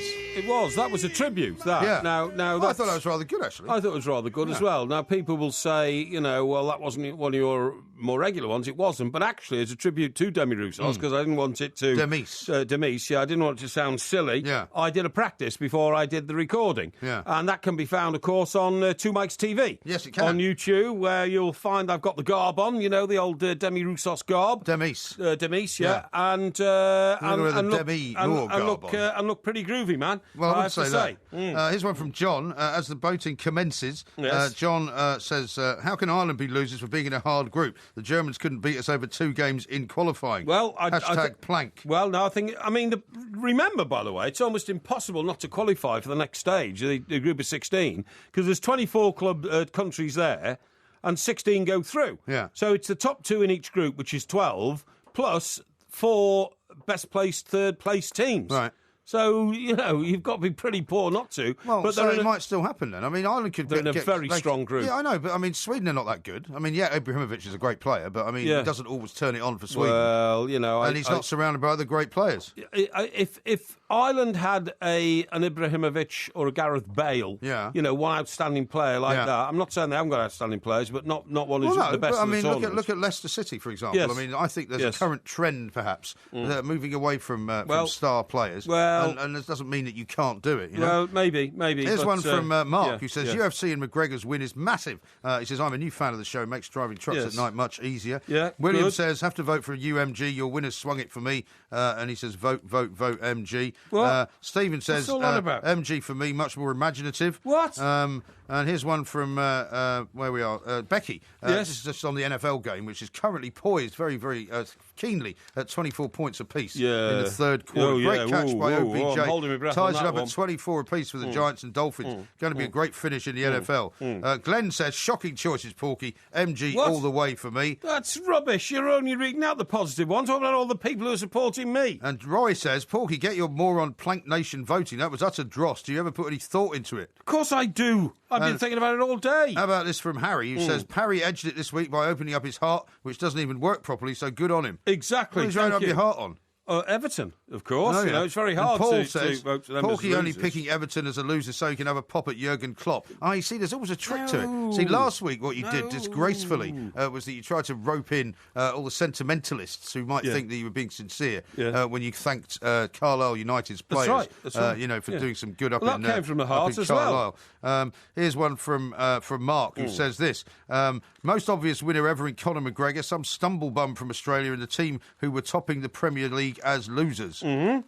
The team who were topping the Premier League as losers. Mark's obviously an Arsenal fan. Yes. Well, they're not topping the Premier League now, are they? they're After not. everybody's played the same number of games. Exactly. And they're not going to be in the Champions League after they play Barcelona, Exactly. are they? So I don't know what you're talking about, mate. Absolutely. Danny says, this is a tough one. I stayed up to watch the Conor McGregor fight, and even though it was 13 seconds, that was history.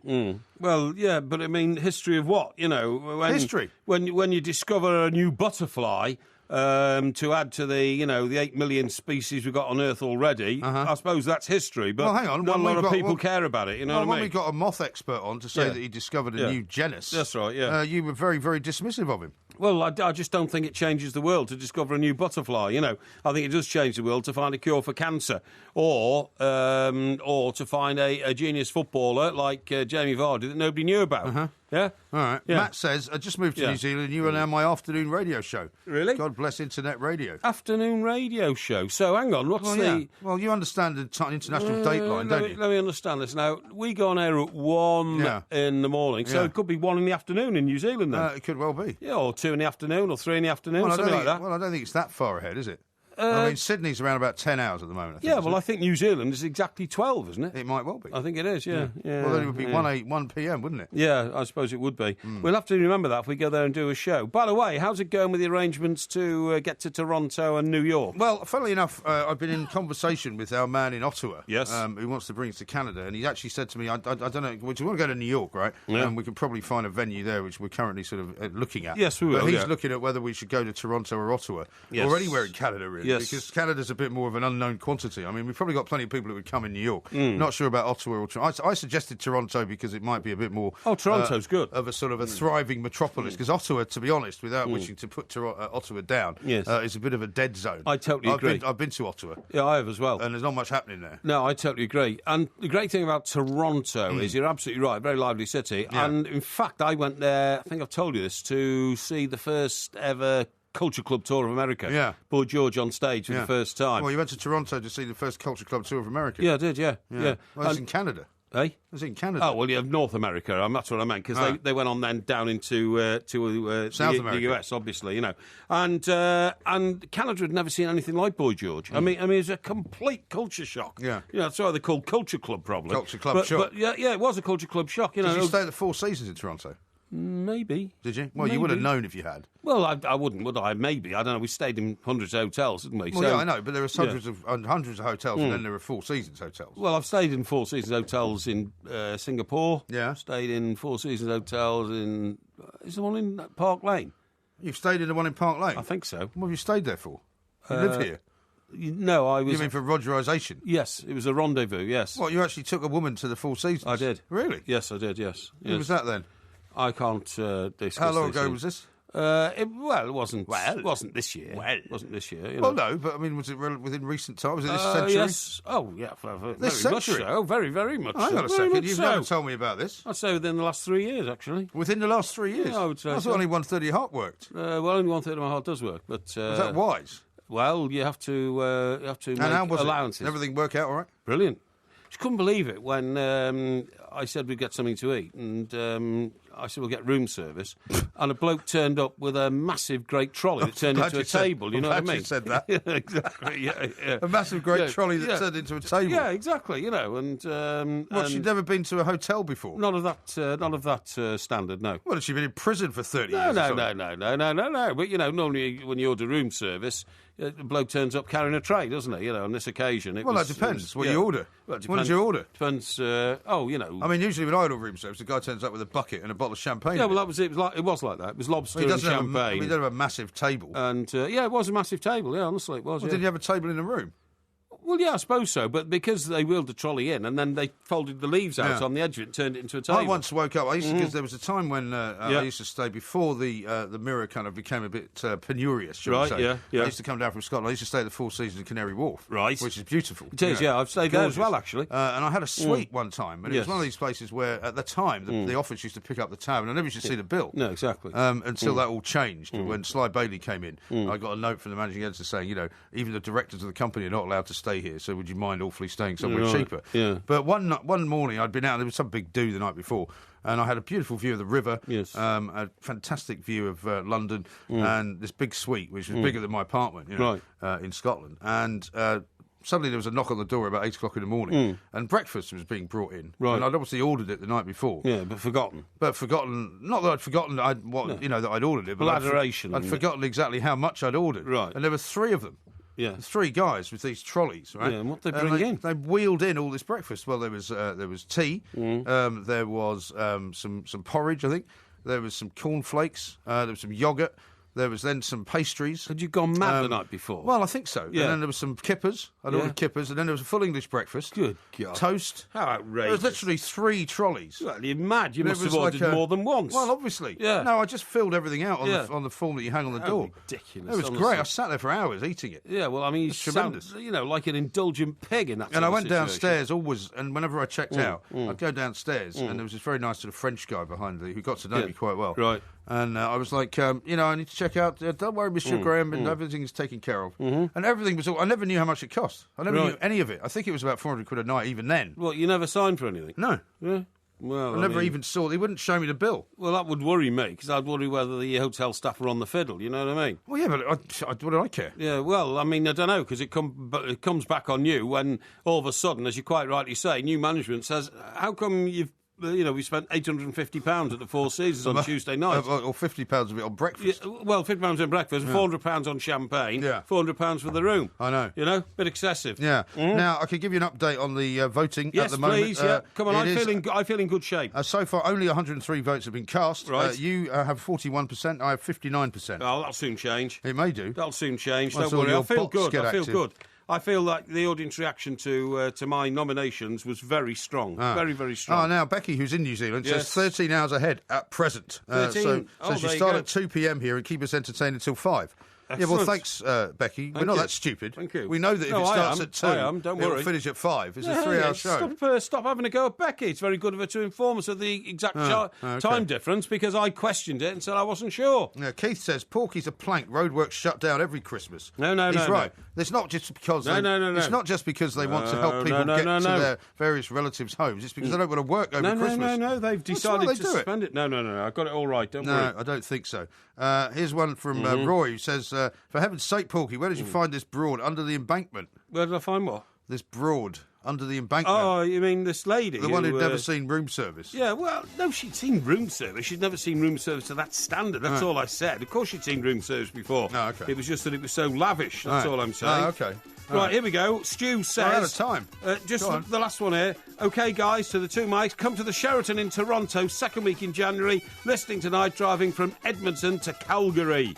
Excellent. That's a long way, isn't it? It is, yeah. Why the second week in January? I don't know. Perhaps it's well, send him one back time. and ask him, why. What's going on in the Maybe it has something to do with it. Yeah, absolutely. What the score will be. Yeah. Do you know what I mean? Yeah. Excellent. This is Talk Sport. We are the two mics. Look at the light! Don't forget to come back tomorrow for another sparkling, as fizzy as a bottle of champagne podcast from the two mics. I've been reading all these stories about tumble air dryers blowing up.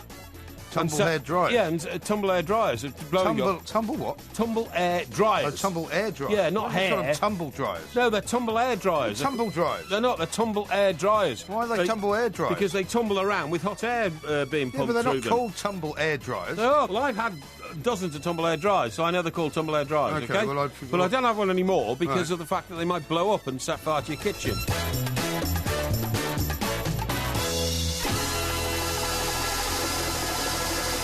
It's a two-dimensional Toblerone. Two-dimensional Toblerone? Yes, instead of three-dimensional. Three-dimensional means it's long. This isn't.